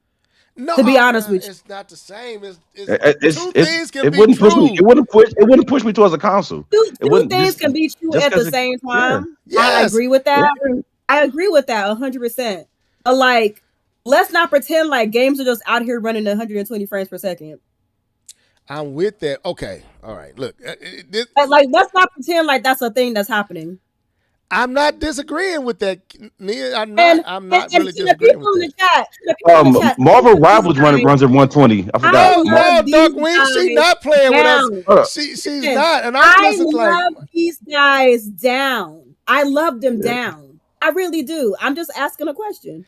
Marvel Rivals runs at 120. It has a 120 mode that it runs, and I actually play Marvel Rivals on 120 because I have better response rates when I on my inputs. So I actually run Say what? Marvel Rivals let me ask on this, and I 120 want mode. y'all to be honest. Not to interrupt you. I'm sorry for interrupting you, K-Bob. I'm not. I just gave about at least 3 of them off the rip. Nia, So. I want you to answer me this question, real talk. What would be more impressive? Cyberpunk 2077 running at 60 frames on the Switch, or Metro Prime 4 running at 120? Because of the type of game it is, I'm gonna choose 120 for Metroid every time. No, which would be more impressive? To me, 120 frames. But I admit I'm a different kind of gamer. Okay, not for you. I'm talking about if we was talking about people who no.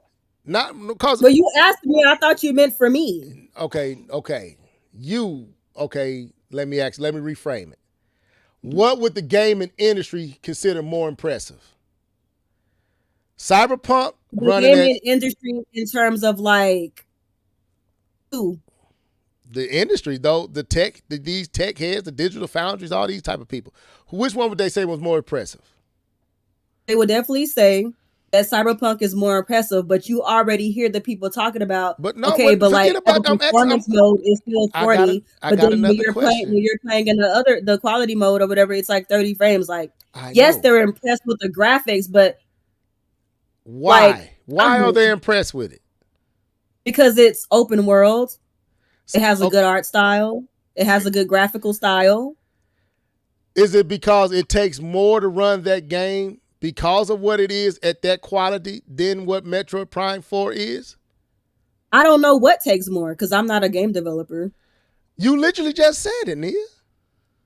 What? You said you guessing or you assuming that because it's an open world and because it's doing all that in the open world, they would be more impressed with that than 120 frames. Well, they would be more impressed with that because a lot of gamers are like that. They don't really delve deep into like the gameplay type of things because, like you said, you can't see gameplay. You can see visuals. Well, okay, this is what I say. I answer my own question, and I let it go, and we get off of it.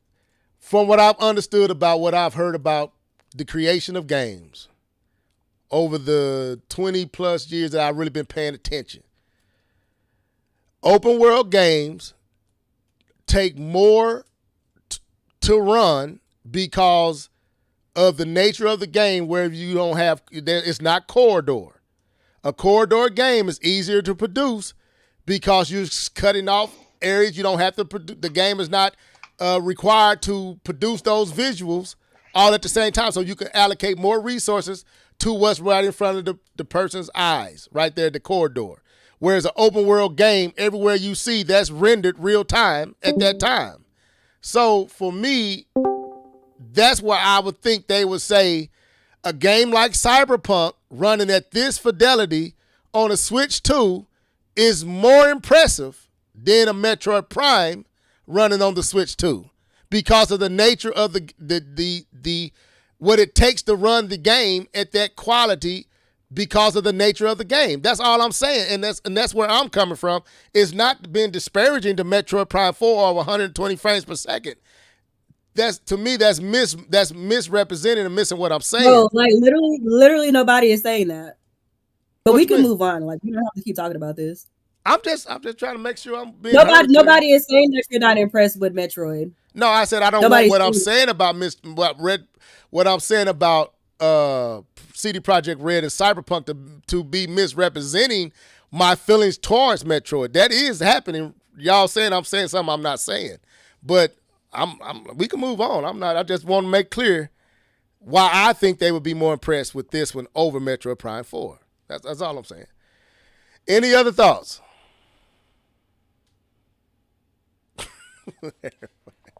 And they holding their breath like, don't say What nothing. what wasn't even me this time. I was on level side. Hey man, look, I'm used to it. I'm used to getting pushback. I'm okay with that. So we're gonna go to comment section. Do y'all have anything y'all want to add to this topic? Do y'all want to pour some ice on this Nah, flame? they trying to stay away because Nia is on. That girl is on Hey, fire. let it be. I All like right, it. so I like it. uh moving on. So Keith, I'm gonna bring you in. So Keith got into a back and forth, which plays really into what we just got done talking about. A lot of people don't see. A few people are saying Mario Kart World is not a AAA title. So Keith was in the back and forth in the comment section with I don't know who. So I'm gonna let him kind of lead this charge a little bit, and we'll go into it. Go ahead, Keith. Yes, sir. I should have found the video that we were talking about. What was that dude talking about? Who was this? The Angry Vigilante Show. I don't. Is that the one? That's the one you was on, right? The dude that talked about you. I I think guess, that's who I yeah. was talking to. All right, so I was like, so because he had mentioned in the video that Mario Kart World was AA, and I was like, why do you say that? And of course, the first thing he immediately went to was visuals, kind of going to your point on the last topic.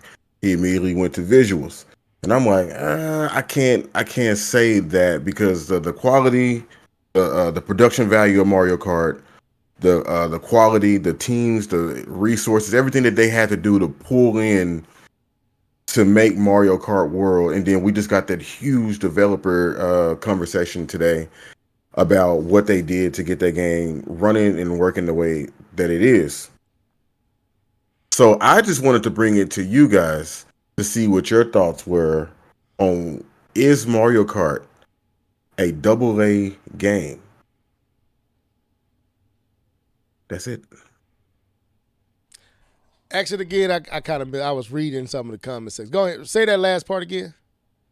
No, I just wanted to see what you guys' thoughts were about Mario Kart, because what he was saying is visually, because it's not like a Forza or something like that, then it's not a AAA title. But because Mario Kart looks the way it looks, then it's not a AAA title, it's a AA game. And I just couldn't sit with that. And I just wanted to see what you guys thought about whether or not Mario Kart was AAA or AA. And what makes a AAA and AA game? Yeah, that's what I was going to ask. I would say for me personally, I always consider Mario Kart because of the popularity of the game and where Nintendo positions Mario Kart. They treated like a AAA game to me. Now, if we looking at assets and graphics and all that stuff, and we trying to say only these type of games are considered AAA because of graphic fidelity, I don't think that's a fair. I don't think that's a fair. It shouldn't be 1-to-1 in that, or how we judge a AAA game shouldn't be strictly on visual fidelity or graphic presentation. So for me, it's a AAA game. A game like Sonic Racing is a AA game because to me, when you look at the pristine controls, all the attention that Nintendo puts into a Mario Kart, to me, that's what make it AAA. So it kind of plays into the last conversation. And that's why I'm saying I'm not saying something that I don't want what I'm saying to be misconstrued. Nintendo AAA is AAA because of the controls, the gameplay, the quality that's placed into the game is what makes the game AAA to me. Visually, no, it may not. In some cases, it might not even look better than Sonic Racing visually. But when you get under the hood and you get into all the other aspects of the game, it outperforms in every shape and form all other kart racers because of the AAA quality put in the game, the attention to detail. So I would say it's a AAA game. That's my opinion. I'll let somebody else take the floor. Why is everybody quiet? I feel like I've yapped enough. I wanted to give somebody else. Oh, I'm Yeah, sorry. I was on wait mute. a minute. No, I was my You fault. good, Nia? We good. You passionate? We all passionate, man. No, don't even come on now. Talk now. We good. Come on. Okay, so maybe my misunderstanding of what's AA and what's AAA is wrong, but I always assumed that the difference between a AAA game and a AA game was like, excuse me, the amount of resources poured into a game, the budget of a game, how many people it requires to create the game. Am I wrong in that? I think that's some of the Like aspects. Yes. when we classify like a AAA versus a AA game, like what's the quantifier for what's a AAA and You, what's a AA? you want me to give you some factors? All right. Me and Chat GPT was having a quick chat conversation, and what makes up a AAA game? Um, these are usually games that reference high budget, high profile games. So what one aspect of it is high development, high marketing budget.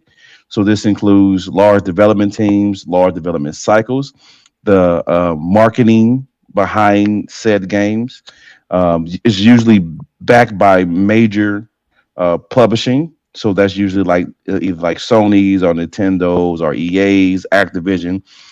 Some of the major publishing backs it. High production value. So this is usually using higher end graphics, detailed environments, professional voice acting, cinematic storytelling, high quality in design and music. And then a smaller piece of it is why the platform is released on, even though some are released on exclusive platforms. The sales expectations is also one of them. AAA games often sell in the millions, and then post launch support are usually games that's usually considered AAA. It says also AAA does not guarantee quality. So just because it is AAA, I mean, their quality as anything that Ubisoft makes, or Bethesda. No, that's crazy. But Most of these third party insane. titles. or sometimes Yeah. EA. But it indicates scale and investment, right? Scale of the game, how much you're investing in the game. So those are the quantifying factors of a AAA game.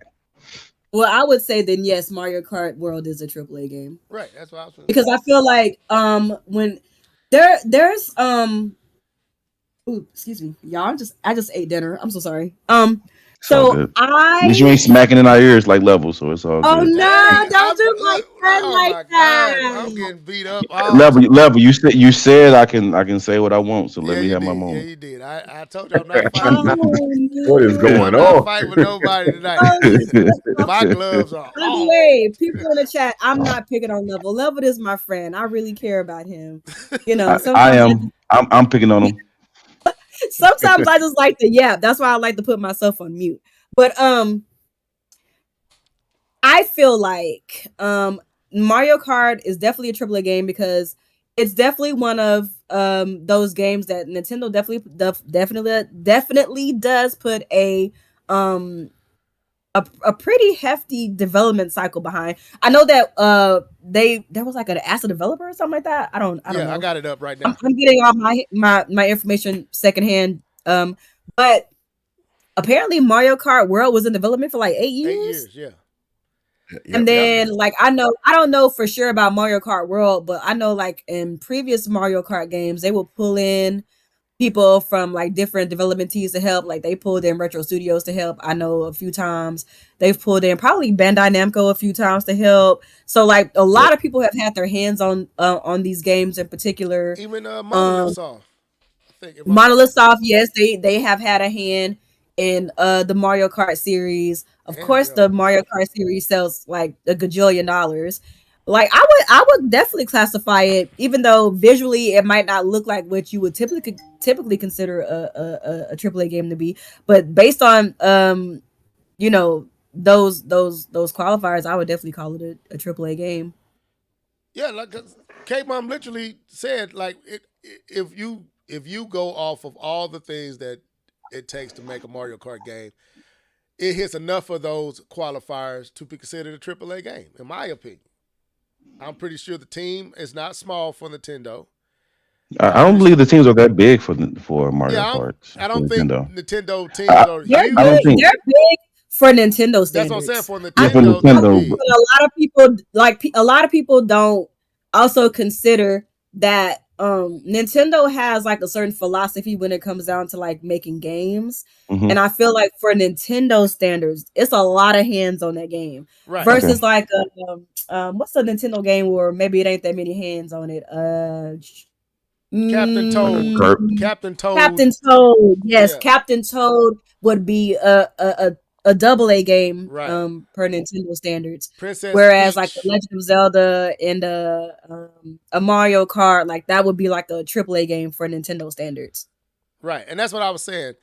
Nintendo team to me for Marios and Zeldas and Karts and Smash would be considered their AAA approach. It may not be like an EA. EA might have hundreds upon hundreds of people working on one title, but for Nintendo, I know God of War had like 100 to 200 right. people. I would say Nintendo probably is half of that or a third of that, but that's probably still one of their biggest teams. And then, like Nia said, they also allocating other entities to work on certain parts. So when you probably get done looking at it, it may have been about a 30, 40 member, 30, 40 people effort to get that game up and complete. So I would say it's more than that. Like I remember like a long time ago, this isn't specifically Mario Kart World, but when Breath of the Wild first came out, they said the amount of employees who worked on that game, and then that also included like Monolith Soft and some others. I don't want to lie. Let me look it up real quick. I'm looking it up. Go ahead, keep talking. I'm looking it up was right now. it was a lot. It was like a lot of people. Yeah. And in the Mario Kart games, like when you actually like go through the credits, it's like a lot of names. It's like it's a lot of people who got their hands on that game. They said Mario Breath of Kart the 8 had about 300. 100 to 150 for Mario Kart 8. It says Breath of the Wild was roughly 300 people. Double A. So Mario Kart 8, you said was 150 K-Bomb? Yeah, it says that's triple had A, man. 100 to 150 developers for Mario Kart 8. Let me see. There's a Wikipedia about it. How many? Yeah. How big was the team? That's what I said. How big was the team that worked on the last? So while Level's looking it up, basically, brother, if you can hear my voice, you talking nonsense. It's definitely Wait, hold up. So the team that developed The Last of Us Part 2 consisted of over 2,000 people. That's a lot of people. Lord. That's why they can't make. That's why they can't make two of them. That's why they keep bringing them back out. Across 14 studios that include the 14 studios that include the main development team at Naughty Dog, as well as numerous external studios that contributed to the project. The development process, which spanned 70 months, initially involved 350 Naughty Dog employees, which shifted to Part 2 after Uncharted: The Lost Legacy was released. So 2,000 people. For Nintendo, that's a AAA game for them, but I guess for but still, that doesn't matter to me. The quality, to me, does quality got to play a factor? But you said it says quality does not, because Bethesda would never be a AAA game then. No, that's crazy. Wow. So I'm saying for God of War 2018, they says the size was 270 to 300. Okay. So it's not the ridiculous number from The Last of Us, but yeah, that's about the thing. I've had a chance to really talk about it. I think looking at the factors that we kind of gone over, looked about what we talked about, and we do have to take into account that Nintendo development size is definitely different than some of the others. And this game's been in development for 8 years and published by a major publisher. I definitely would put Mario Kart World in the AAA title. Would we Uh, would we say that Cyberpunk 2077 is a AAA title? it is Yeah. I don't How know how many you I don't people know how you work on it? Well, Because I'm finna isn't read it. it's smaller. It's It's five. smaller. It's Well, But smaller. I was gonna say, the, isn't CDPR technically an indie game maker? The, Like, how they, many people they are are open? but here's the they're number of indie. people developers that worked on it. So the team working on Cyberpunk 2077 at its peak consisted of over 500 developers. Okay, yeah, So yeah, that's what I'm definitely. saying. Then. I asked that because I already knew the answer. Yeah, I'm looking. They are an indie studio making a AAA game. Is what they are. right, exactly. Because I didn't know how many people worked over there or how many people had their hands on it, and like what their resources look like for like making these games. But yeah, It's they're similar definitely to Tell me Team pretty Ninja. much who made it 5 times. What you talking about? They made it 5 times. So yes. Talking So Last of not Us. the last Last of of Us. okay. I was just trying to make But sure. is that Team Ninja? Not Team Ninja. What's the people who did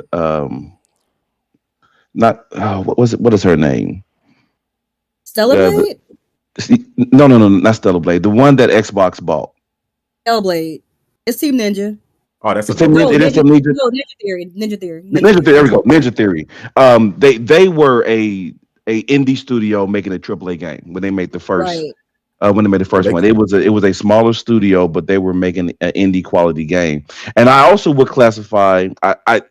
I'll say this, and you can correct me, Nia, if I'm wrong. Oh, I'm Um, probably not. I'm probably no, not no, right. no. You're actually playing this game. I would also classify the Expedition 33 as an indie studio trying to make a AAA game. However, That's a double A comma, game. only 30 something people made that game. The thing with Yes, Expedition 33 is very much a double A game, but they have a lot of talent. So like their aspirations is for it to be Okay.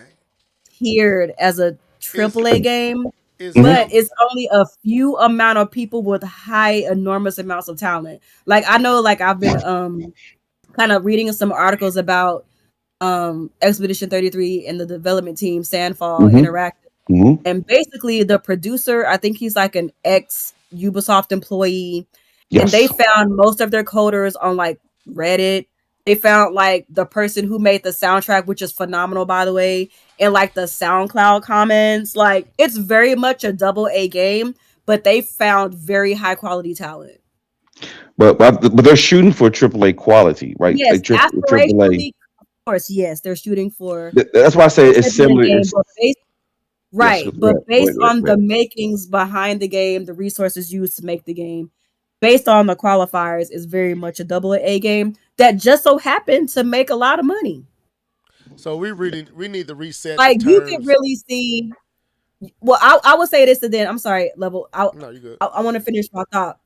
Mhm. Expedition 33 is basically what, and this is hilarious to me because now every time I think about THQ, I think about K Bomb and that big old long list. But Expedition 33 is very much giving what like the THQs of the world used to do for us back in the day, the midways of the world back in the day. It's Okay. giving us a double A game that is aspirations or triple A. Got it. It seemed Let like me add this. well, let me wanna- say this real quick, and I'll give it to you, Keith.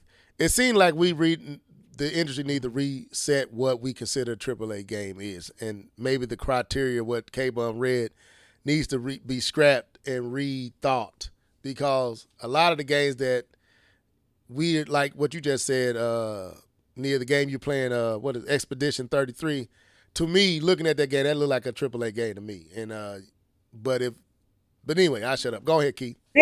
They had the freak accident of just finding the exact perfect people. Yeah, that's a AAA game to me.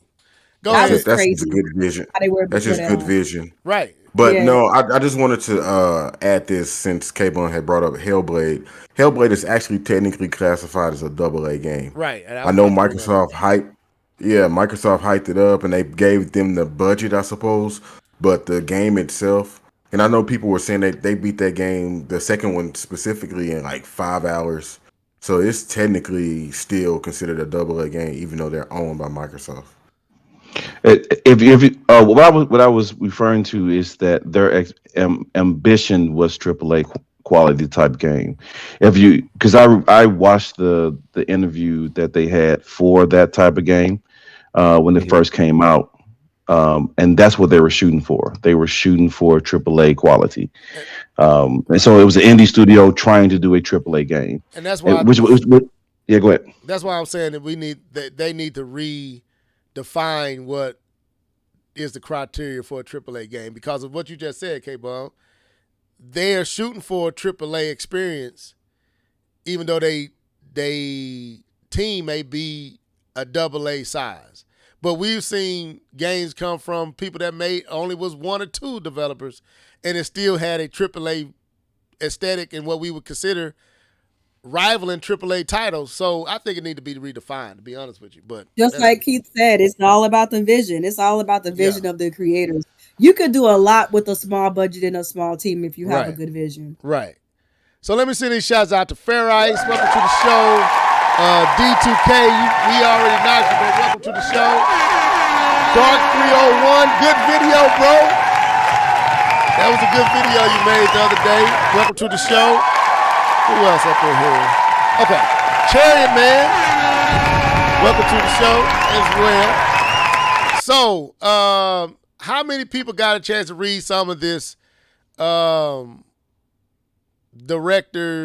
ask the directors from Nintendo? Was there anything in here that stood out to you? I know Nia brought up the 8. It's been in development for 8 years and almost came out on the Switch, but the open world aspect of the game presented a lot of challenges, and they needed more power in order to make that work, so they moved it over to the Switch too. So this actually started out as development on the Switch. Any other aspects of this game that stood out to y'all, or this interview that stood out to y'all? Oh man, let me pull it back up. There's a lot. Yeah, there's a lot in here. There's a That's lot. what I'm saying. I don't know if we want to cover all of it, or just is there any aspects of it that y'all want to cover? Well, I do like the fact that they wanted to shift philosophies, and because they talked about they could have just came out with Mario Kart 9 and just made courses and just went straight what we would expect, but they decided that they wanted to take it to the next level, and that's why they came up with Mario Kart World. What tier was that in? Instead- What part of the interview was that? Was that part 1 or that's part actually 2? that's actually in part 1. Okay, go ahead. I'm listening. Yeah. But yeah, I like that because now we get these knockout courses. Like I've been watching a bunch of those. That stuff looks extremely competitive. But watching those knockout courses, I like the fact that the open world. Back in the day, when I used to play Mario Kart 64, y'all know the train station, not train station, but the train level. I would Yeah. literally play the time trial just to drive around that desert. So now Me I can too. actually do. You did. I used to do Now that too. I wanted to know where that train was going. To be honest with you, but but now you can actually do that. So I like the fact that they just didn't want to give us 9 and just repackage some courses and call it a day. That they actually wanted to take the game and evolve the game. So I like that the fact that they. And I guess the biggest thing, just to answer your question, the biggest thing is that they didn't want to diminish their vision. Using the original Switch, they would have had to take things out. They would have had to make super compromises, even going as far as dropping the game to 30 frames per second. And we love our 60 frames per second Nintendo games. And they didn't want to do that. So when they got the Nintendo Switch 2, well, excuse me, they got specs for the Nintendo Switch. They didn't have a Switch 2 at the time. So they just built it based on the specs of the system, and they were in heaven. And they was like, oh, we can do everything that we wanted to do. So I love that fact. Okay. Yeah, what was I finna say? Well, my thoughts ran away from me. Go ahead, somebody else, and I'll catch what I was trying to say. I literally have no thoughts because I did not. I'm sorry. I'm not really up to date on everything that was talked about. Everything I know came from Keith. So Okay. Well, one part I did like, and I don't know if this was in the actual interview or did I pick this up from somebody talking about it, but how they didn't bring back the whole gravity stages where anti-gravity, but they kind of took that concept into the riding the rails and the walls and all that type of stuff. And I think, I'm going to be honest with you, I think that's better than the anti-gravity stages. Being able to, what they call wall ride or a wall dash or whatever they calling it. A lot of these new features in the game, to me, is going to really switch it up. No puns intended, but it's going to switch it up in a way that's going to be very competitive. Did they say anything about the going up to 24 carts over the? Yeah. So okay, kind of going back on your point, when they were talking about the wall riding, the fact that it's going to be bigger stages, like wider stages, they was like just using 12 characters felt like you were out there by yourself. It didn't feel like a very competitive race. And then they said also because these stages are so wide and they're that you're just driving for a very long time. Just driving straight would be boring. So that's why they added all of the jumps, the rail riding, bless you, the rail riding, the wall riding, all that other stuff. They added all those different things in there to give you more interaction with the courses and things of that nature. And the 24 characters, just basically because they were trying to make a bigger game. So you just needed more players, needed more people. Yes. It says the previous game was up to 12 players, and we decided fairly early on that this game would be for up to 24 players. By creating long routes in a vast world, you could end up with players spreading out in various places, which could diminish the sense that they are racing against each other. So we figured that by increasing the number of races, you'll be sure to see some competitive action here and there. Maybe that's a bit simplistic.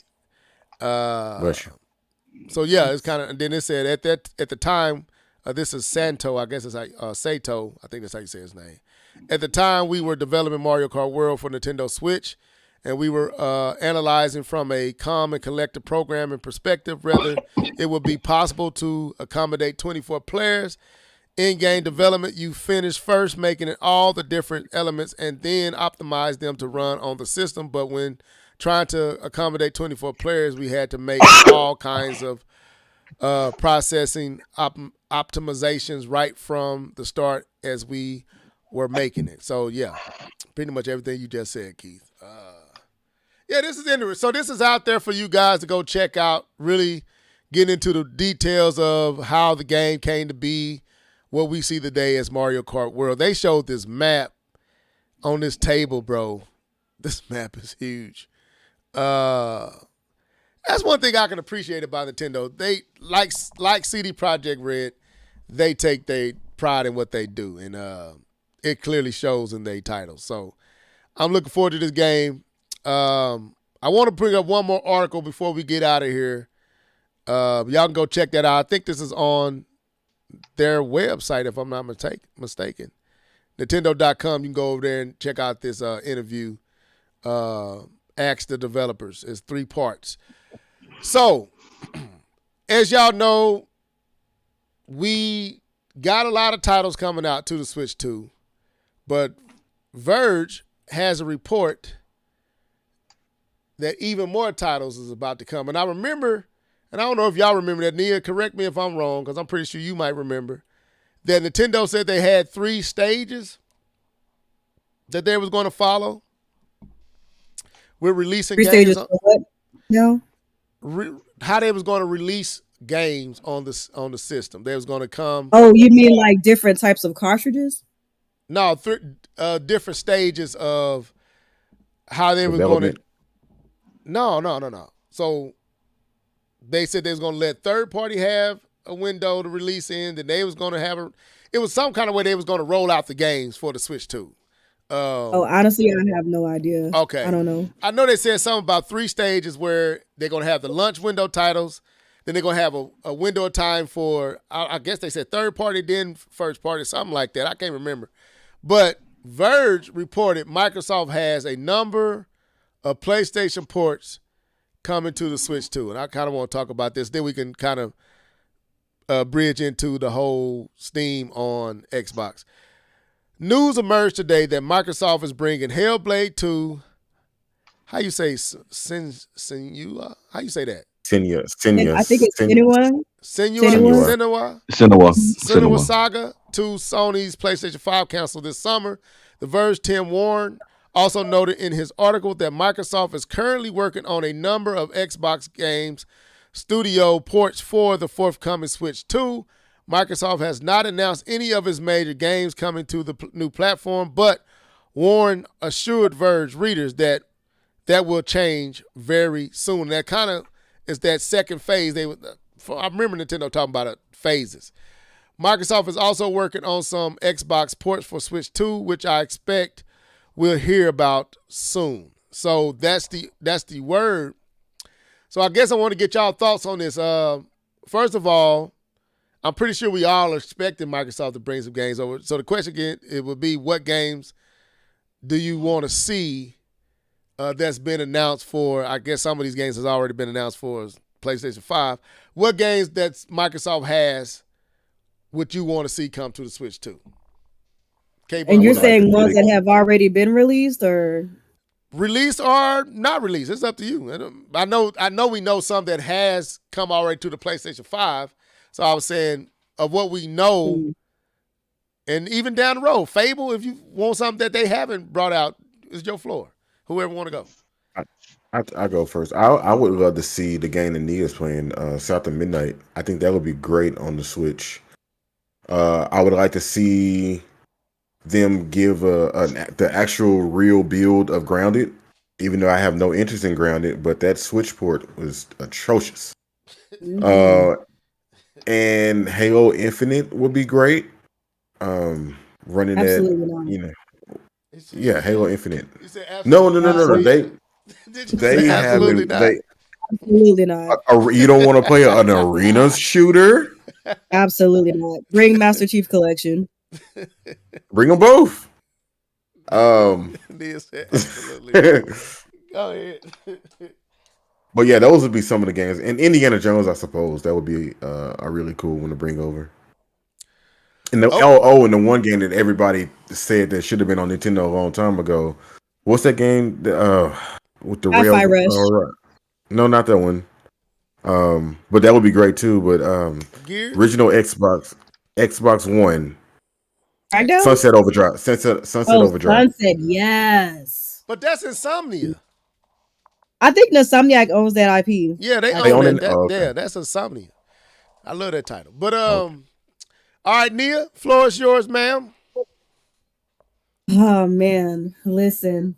I've already said it already, kind of, whatever. I want to see Halo on Nintendo.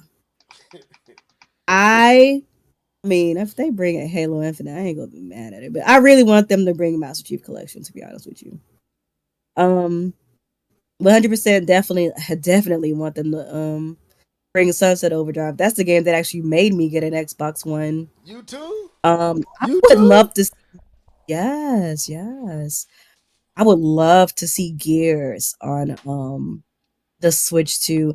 What game was it that I played? I don't know if it was Gears 4 or if it was the Ultimate Edition. I don't remember, but one of those Gears games I played with some friends a long time ago. We played the online like little horde mode or whatever. It was so much fun.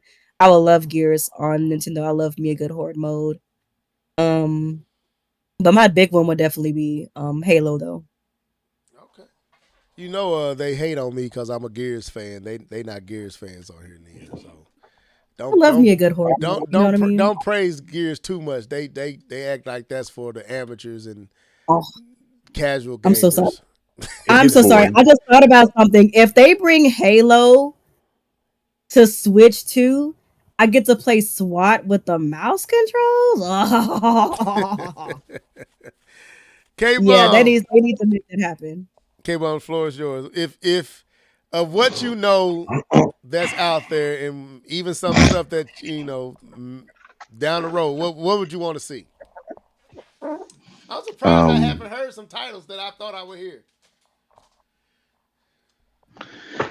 Personally, for me, I would love to see an Halo. That's the first on my bucket on the Switch system. Hopefully, some peer to peer connections will work in the Nintendo's ecosystem, Well, online Nintendo, ecosystem. they have Wi-Fi 6 or whatever now, so hopefully that helps. Something needs to help. Um, I think that would be dope. Would be a cool thing to be able to utilize and do on the Nintendo system. As far as other games for the Xbox, I mean, they don't really have any bangers. I definitely think High Five Rush is just a pure is pretty much right there for Nintendo gamers. I think it just sits in a great spot. The cell shaded type of graphic just sits perfect with the rest of the Nintendo catalog. So I think that's just a perfect marriage. Sunset Overdrive, I think, as that was already said, I think that works perfect. But thinking of some of the other Xbox title, their exclusives. I don't think I think people will welcome Starfield, but I don't think people are will rush to get that on the Nintendo console. Indiana Jones, I think that's more of a Sony audience. It being a story driven game, and not that Nintendo fans don't like it, but that's kind of right in the wheelhouse of Sony gamers. But yeah, I don't know. I don't have too much other than that that would kind of fit that portfolio for Nintendo gamers. That would kind of just, I think, just the ones we named would kind of just be perfect. Okay. You tell the people how you feel about Battletoads. Man, everybody trying to talk about that Battletoads, man. That garbage. So Garbage. go Bosh. So I'm gonna do two lists. I'm gonna do realistic, then I'm gonna do wishful. Realistically, I believe Gears is coming. Is it Reloaded? I think that's coming. Definitely coming. I think Forza will make its way over. Just about everything that's been announced for PlayStation is coming to the Switch. That's been Is just Perfect Dark still on the Xbox? Wait, man! Don't get ahead of yourself. You getting into wait a minute. No, I'm sorry. I was just thinking about it. Sorry, just clicked me. Just clicked with me. That Perfect Dark is still over there. K-Bub, Well, I'm hush. still in one of yours. I apologize. Go ahead. Yeah. I said wishful. Then see Ooh. there, you getting ahead of yourself. Sorry, Uh, sir. yeah, I think all the games that's basically been announced for PlayStation from Microsoft, I believe all those games are coming to the Switch because I don't think all them games can easily run on it. So let me get into my wish. And I was shocked none of y'all said this, and we talked about playing it. It had a goal behind it, but there's another Killer Instinct out there that was exclusive to Xbox, and that's the rebooted Killer Instinct. And I would love to get that and all the characters, unlike what I had, where you had to buy all these expansions and DLC characters, which had the Battletoads. What was it? Was it Razor? What I don't know the Battletoads name like that. Rash or whatever his name is. So Killer Instinct would be a dope, but because Rare owns Killer Instinct, so for Killer Instinct Gold to be on the N64, wouldn't Nintendo have to get permission from Microsoft to put that gold title on the N64 system, the N64, what do they call that, Keith? The NSO. Yeah, NSO. Wouldn't they have to ask Microsoft to have that title there? I would imagine so. Like, 'cause don't they have to ask Sega permission whenever they put the Sega games on Nintendo Classics too? Yeah. So Rash, that's his name. So I found it interesting that out of nowhere, Killer Instinct shows up in the N64 catalog, and there's another Killer Instinct out there that we haven't seen that's kind of been dormant. They could re-release that with all the DLC and breathe new life into that fighting game, and maybe maybe pull on the nostalgic strings of Nintendo fans, because that's who really that's who it was for. You know, they never really found his home over there on Xbox. And then you got Perfect Dark being made for them. We haven't seen it yet. Go ahead. Any of these rare games, rare games. That's really, what I'm like, going with it. All the rare titles.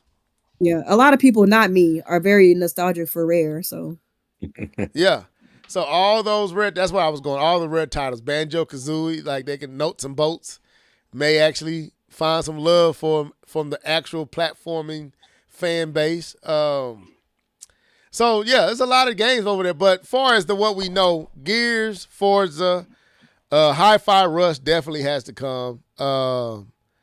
What else? What else did they? There's another one out there, ain't it? the people are asking for Viva Pinata. I don't know nothing about no Pinata Viva. I never played it either, but there's a cult fan base for that game. Indiana Jones, that's the game I was thinking of. Indiana Jones, I think all those games, everything that has come already to the PlayStation 5 and that ecosystem from Microsoft is coming to the Switch too. So, but I want all them Rare titles. That's what I want. Give us Rare back. I don't think Nintendo should have ever let Rare go. When I started playing, Rare wanted to be bought though. I understand why they let them go. I do, but but wishful thinking, Neil. Wishful thinking. I wish they would have kept them, or at least kept some of them IPs. The IPs was more important. Yeah, I would have kept Killer Instinct. I would have kept a Killer Instinct, and I would have kept Banjo Kazooie. They could have the rest. I have a very unpopular opinion about Rare games. I'll keep it to myself. No, you unspoken. Now you got to share. No, we don't want to hear that. I'm curious. I'm curious to know. You know, Keith? Yeah, I know how she feel about Rare. He knows all my secrets. Okay, at least let us know what is it, Neil? What's the problem with Rare? I don't like Rare either, but I like certain titles from Rare. The only good Rare games are Donkey Kong Country and Diddy Kong Racing. That's it. The rest of y'all can have the rest. Nah, you didn't think Killer Instinct was good? No. When I was a child, I hated it. Now she thought it was a knockoff Mortal Kombat. Exactly. That's exactly what I thought. I was like, y'all are trying to be edgy like Mortal Kombat. Like, get out of here. I hated it. I love that game. The music, anyway, Jet Force Gemini, I'm absolutely with you. Keep that crap. Yeah, that was trash. That was trash. I believe it or not, Conquer was amazing. Believe it or not, y'all, and I hate to say this, I never played 3D Donkey Kong. Oh my God! You know what? Thank God for that. I played a little bit of it. I couldn't get into it. You never played Donkey Kong 64? No, I never played it. Be happy. Why? But you said you liked it. I thought you said you liked that one. I said Donkey Kong Country. I didn't say. I did not say Country 64. Okay, yeah, I love Donkey Kong Country. I love Donkey Kong. Okay, so yeah, I never played 64, and if I did, it was only for a split second. And I did play Diddy Kong Racing, and I just couldn't figure out what it was like. I was used to Mario Kart. I wasn't used to missions. Diddy Kong Racing was fire. I wasn't used to missions, and I couldn't figure it out. Like, where's the next race? What am I doing? But honestly, if you like gliding and all the other kind of stuff at Mario Kart, y'all could thank Diddy Kong Racing. Yeah. I just couldn't figure it out. I remember one part I had to race this dude. He was chasing. I'm like, wait a minute. We supposed to be racing. What am I fighting bosses? What is this? So man, that was hype. I couldn't figure it out. I came in with Mario Kart lenses on. I didn't appreciate it for it, so I kind of took it back. I never forget. I was like, man, this ain't for me, and I took it back. And that's when I worked at Blockbuster. I took it back and traded it in for something else. Mm-hmm. Now I'm with you, DTK. Like that's why I don't hate on them publicly. Like I only, that's the only reason why I keep those, that I don't really fool with Rare like that. Because I understand that for a lot of people, they did revolutionize gaming in the 90s. Just for me, I wasn't on the train. Just wasn't. Man, Rare was I played a few Rare games. I wasn't singing the praises of Rare, but I did play GoldenEye. I played that game. That wasn't Rare? I said GoldenEye did go hard. Yeah. Oh yeah, so I played GoldenEye until my eyes bleed. We played so late. We played it so late into the night.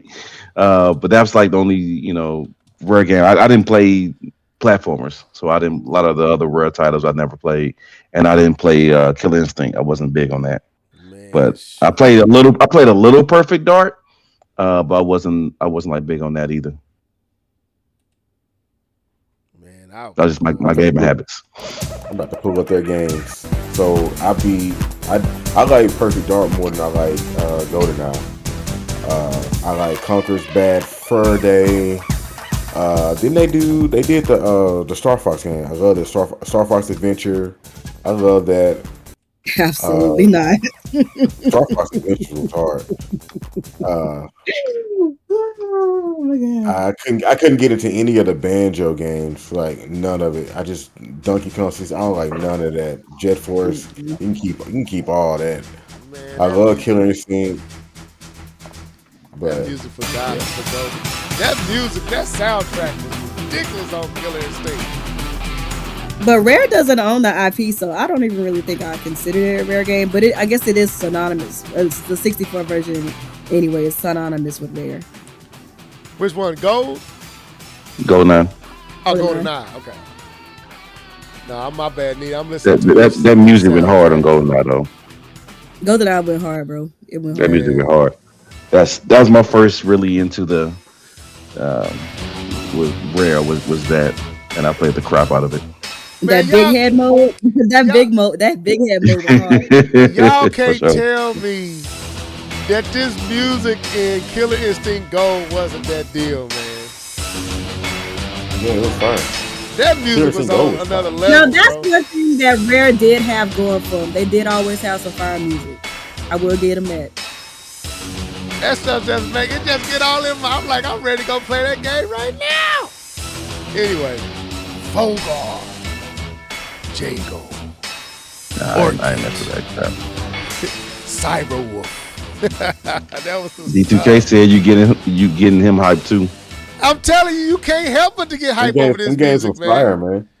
Them games was Shoot, fire. man, that music. What was the best stage music on here? I'm trying to find one. I like what's his name? Glacius. TJ Come. I like his music. Yeah, I like Glacier stage, but that's techno. Let me go to. You said TJ Combo. Yeah. Yeah, this music is on a whole nother. You know, Tusker was my guy too. There it is. Yeah, y'all tripping. Yeah, y'all tripping, man. Y'all don't know nothing about no good. I mean, I was a child. It's possible I had horrible taste back then, you know. I guess, Keith, this is all right. That's This funny. is cool. It was hip, though. My man said I had that soundtrack on CD. Now, I used to love this. I used to love this. I used to love That's funny. the music in this game. Spinal Stage was dope. Them guitars. Oh, my God. Yeah, man. I'm about that GoldenEye soundtrack. That was fire to me. What's up, DJ Fanatic? I ain't seen you down there, sir.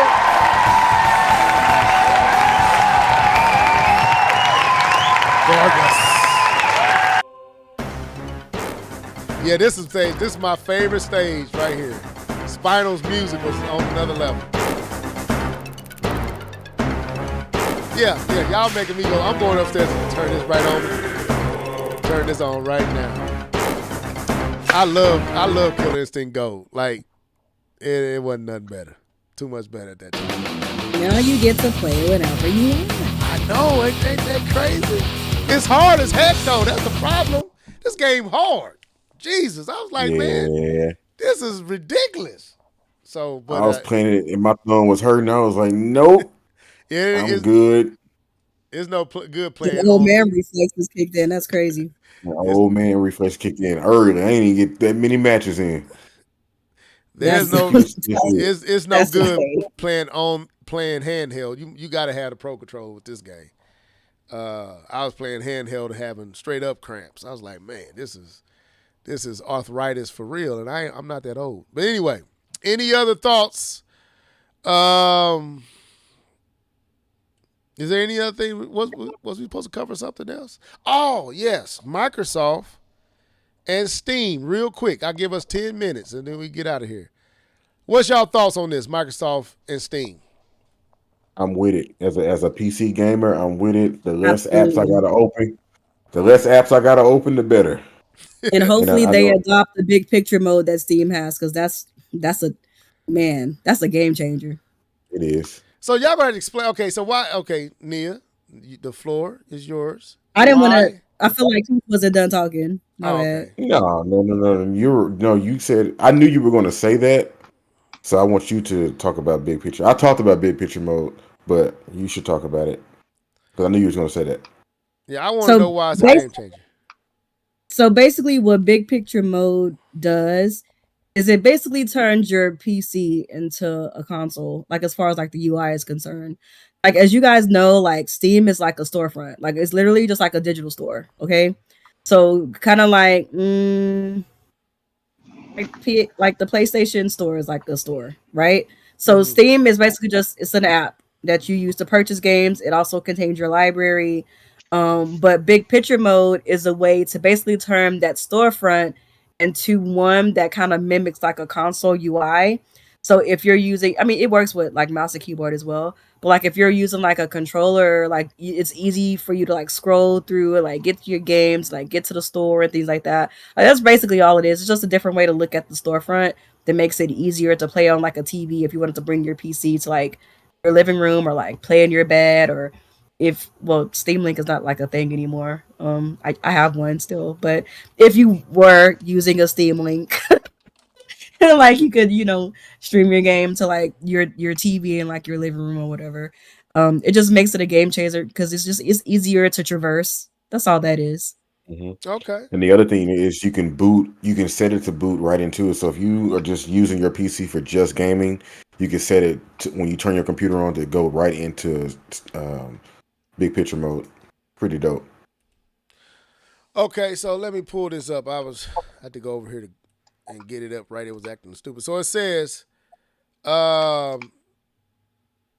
this will allow users to run Steam directly from Xbox environments. Even more evidence emerges that Steam might be coming to Xbox. So I don't know if I like that when you read it when it's worded like that. that's how it starts.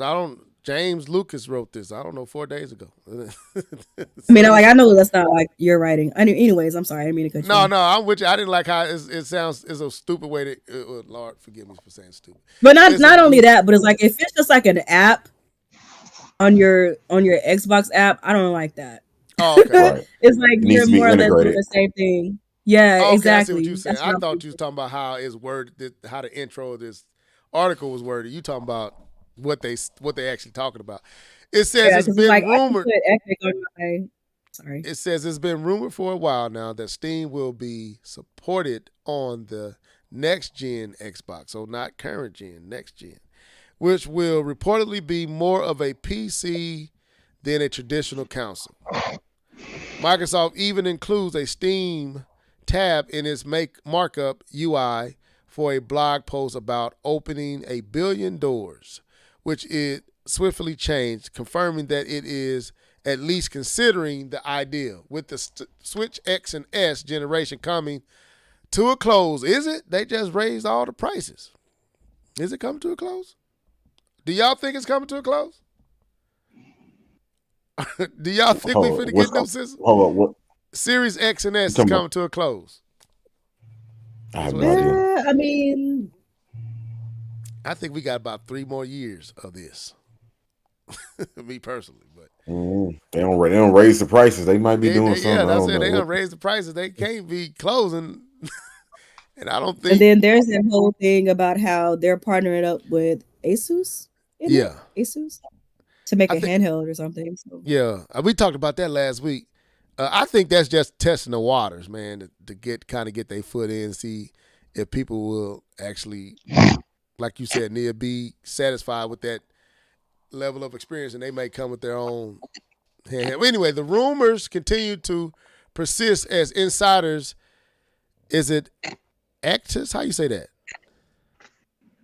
I don't know how to say that. I'm not going to try it. I'm not butchering that. Claims that Microsoft has begun testing Steam integration for Microsoft stores. In their latest podcast, they explained that this will allow users to run Steam more smoothly and directly from Windows environments and in the future Xbox environments. Is that what y'all was talking about, it being integrated?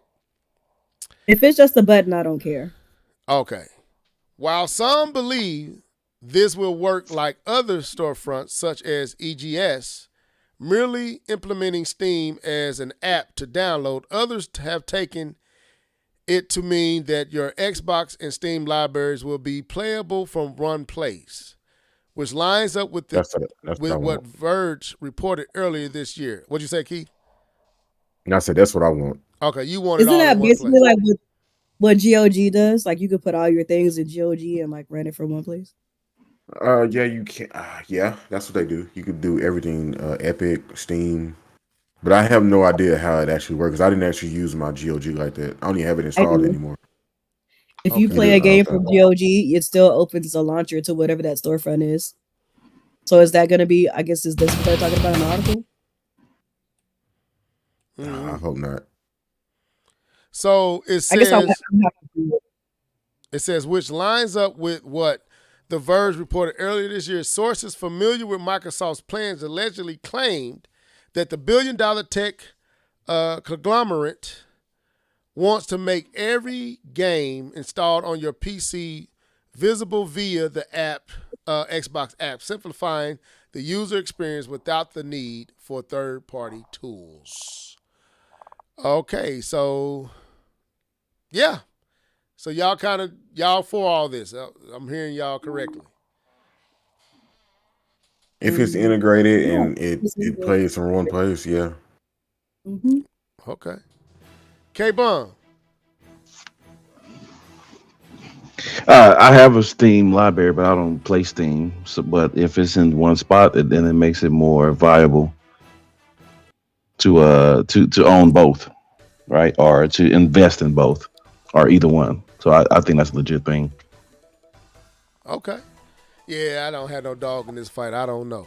So I'll take y'all word for it. I see some people saying, I wish, this is from Prime, D2K, I wish that my Xbox library was available on Steam. Then I would never need to buy an Xbox. Right, because they took that. But seriously, they took that feature away. Like on Steam, there's an option to add non-Steam games to your library, and like Microsoft took that option away when they started getting serious about PC to integrate your Xbox games to your Steam library. So now you pretty much primarily got to go through the Xbox app. Like there's a workaround for certain games, but for the most part, you have to go through the Xbox app. So explain that, because my ears are virgin to all this. I don't know. So explain the Steam library, because I've never really experienced it. I mean, it's just a storefront where you get your games from. So when you saying they used to let you add outside or Like, like PC is like an open platform, so you can get games from any storefront. You can get games from Steam. You can get them from the EA app. You can get them from the Ubisoft app. You can get them from the Epic Games app, etc. They're all just basically storefronts on a platform to get games. So Steam has this feature where you can add non-Steam games to your library. So that means, like, say if I bought a game, well, this is how it used to be before everybody decided to have an app. So, like, let's say that I bought a game on Battle.net, which is the Activision Blizzard app. Okay. I could take that game and basically pour it into my Steam library. So I don't have to go to Battle.net every time to play that game. I could just go directly to my Steam library, click the game, and then it'll boot. Oh, okay. It used to be with Microsoft games until they, started to go all in on their Xbox app. Okay. So that makes everything more streamlined. You can just go to one spot, click what you want to play, even though it wasn't. So they letting you add all your games you want to play in one neutralized spot. Correct. That's dope. Okay, well, like I said, I'm not familiar with the PC life, so. But anyway, any other thoughts? That's pretty much all. We covered pretty much everything. Is there any other thing that we want to talk about? Nia, don't you be hating on Cyberpunk 27. I'm not hating on Cyberpunk 27. Nia, don't fall. I'm messing. I'm joking. I'm getting it. I'm getting the game. A lot of the time, I'm not gonna lie, Level. A lot of time, I really just kind of like to pull y'all's leg because some of the nonsense that y'all be saying on the podcast, I be screaming from the hilltops in the comments. Now I finally have my opportunity to get on the mic. I know you be yelling at us from the comment section, Nia. I know you do, but I wanna. What did D2K say up here? Anyway, simmer down all that nonsense. Yeah. So anyway. He got what I was saying. I got it. But anything else? I mean, I think we done. I think we done here. Final word. If y'all want third-party support, go buy these games. You can't get the support if you're not buying the game. So, Nia, you weren't here last week when they had that article up that there's a chance that Nintendo could become a primary partner for third party. This is an article. Because they have no choice. I know. Microsoft has literally opened up a big door. So y'all want that, y'all better buy these titles. So anyway, that was the cast for tonight. I'm gonna let these people sign out. Starting with our guest, First Lady. Go ahead, Sister Nia. Technically, by this point, I'm an honorary fourth member. Yeah. But yeah, I'm definitely a guest though, because I don't want to be here all the time. I mean, I love y'all. The shade though. Thank y'all for the invite. To those of you guys in the comments, I have no hate or shade against these guys. I love these guys. They're like brothers to me. We've been. She's talking about me and K-Bomb. She's not talking about Keith, y'all. Just I know y'all for like a decade plus, probably. Like that's actually easy to think about. But yeah, it's been a fun cast. Hopefully, I didn't yap too much. But yeah, thank everybody for tuning in. If you haven't liked the podcast, make sure you definitely hit that like button. No, man, you weren't yapping. You was just going off on me. That's all. It's all good. Look, you replaced K-Bomb tonight. K-Bomb normally get me. You got me. That's all right. I'm okay. That's okay. I had the spirit of K-Bomb within me today.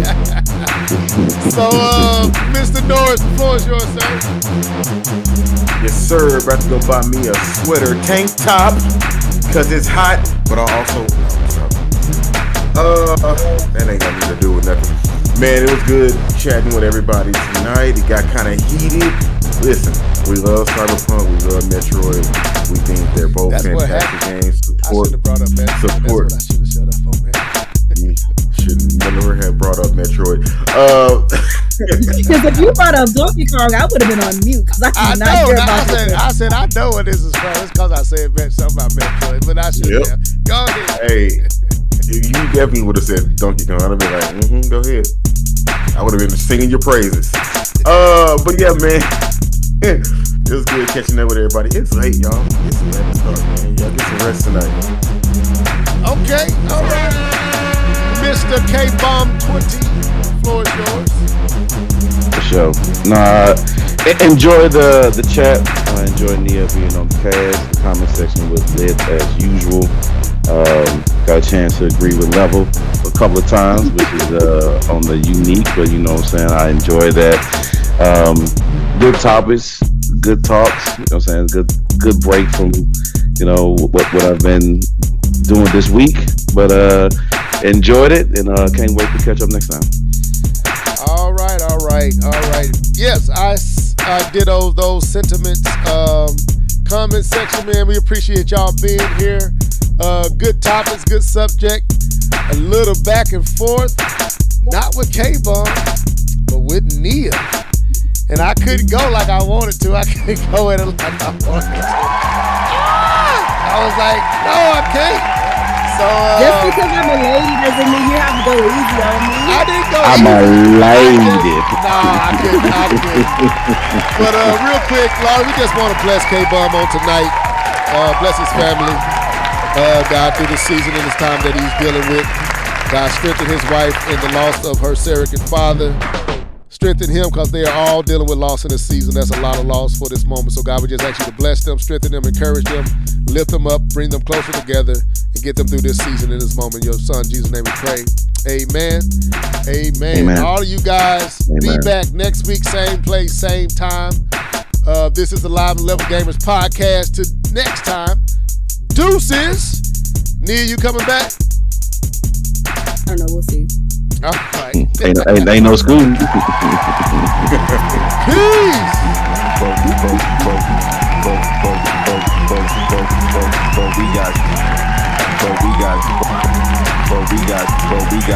We got mad, bro.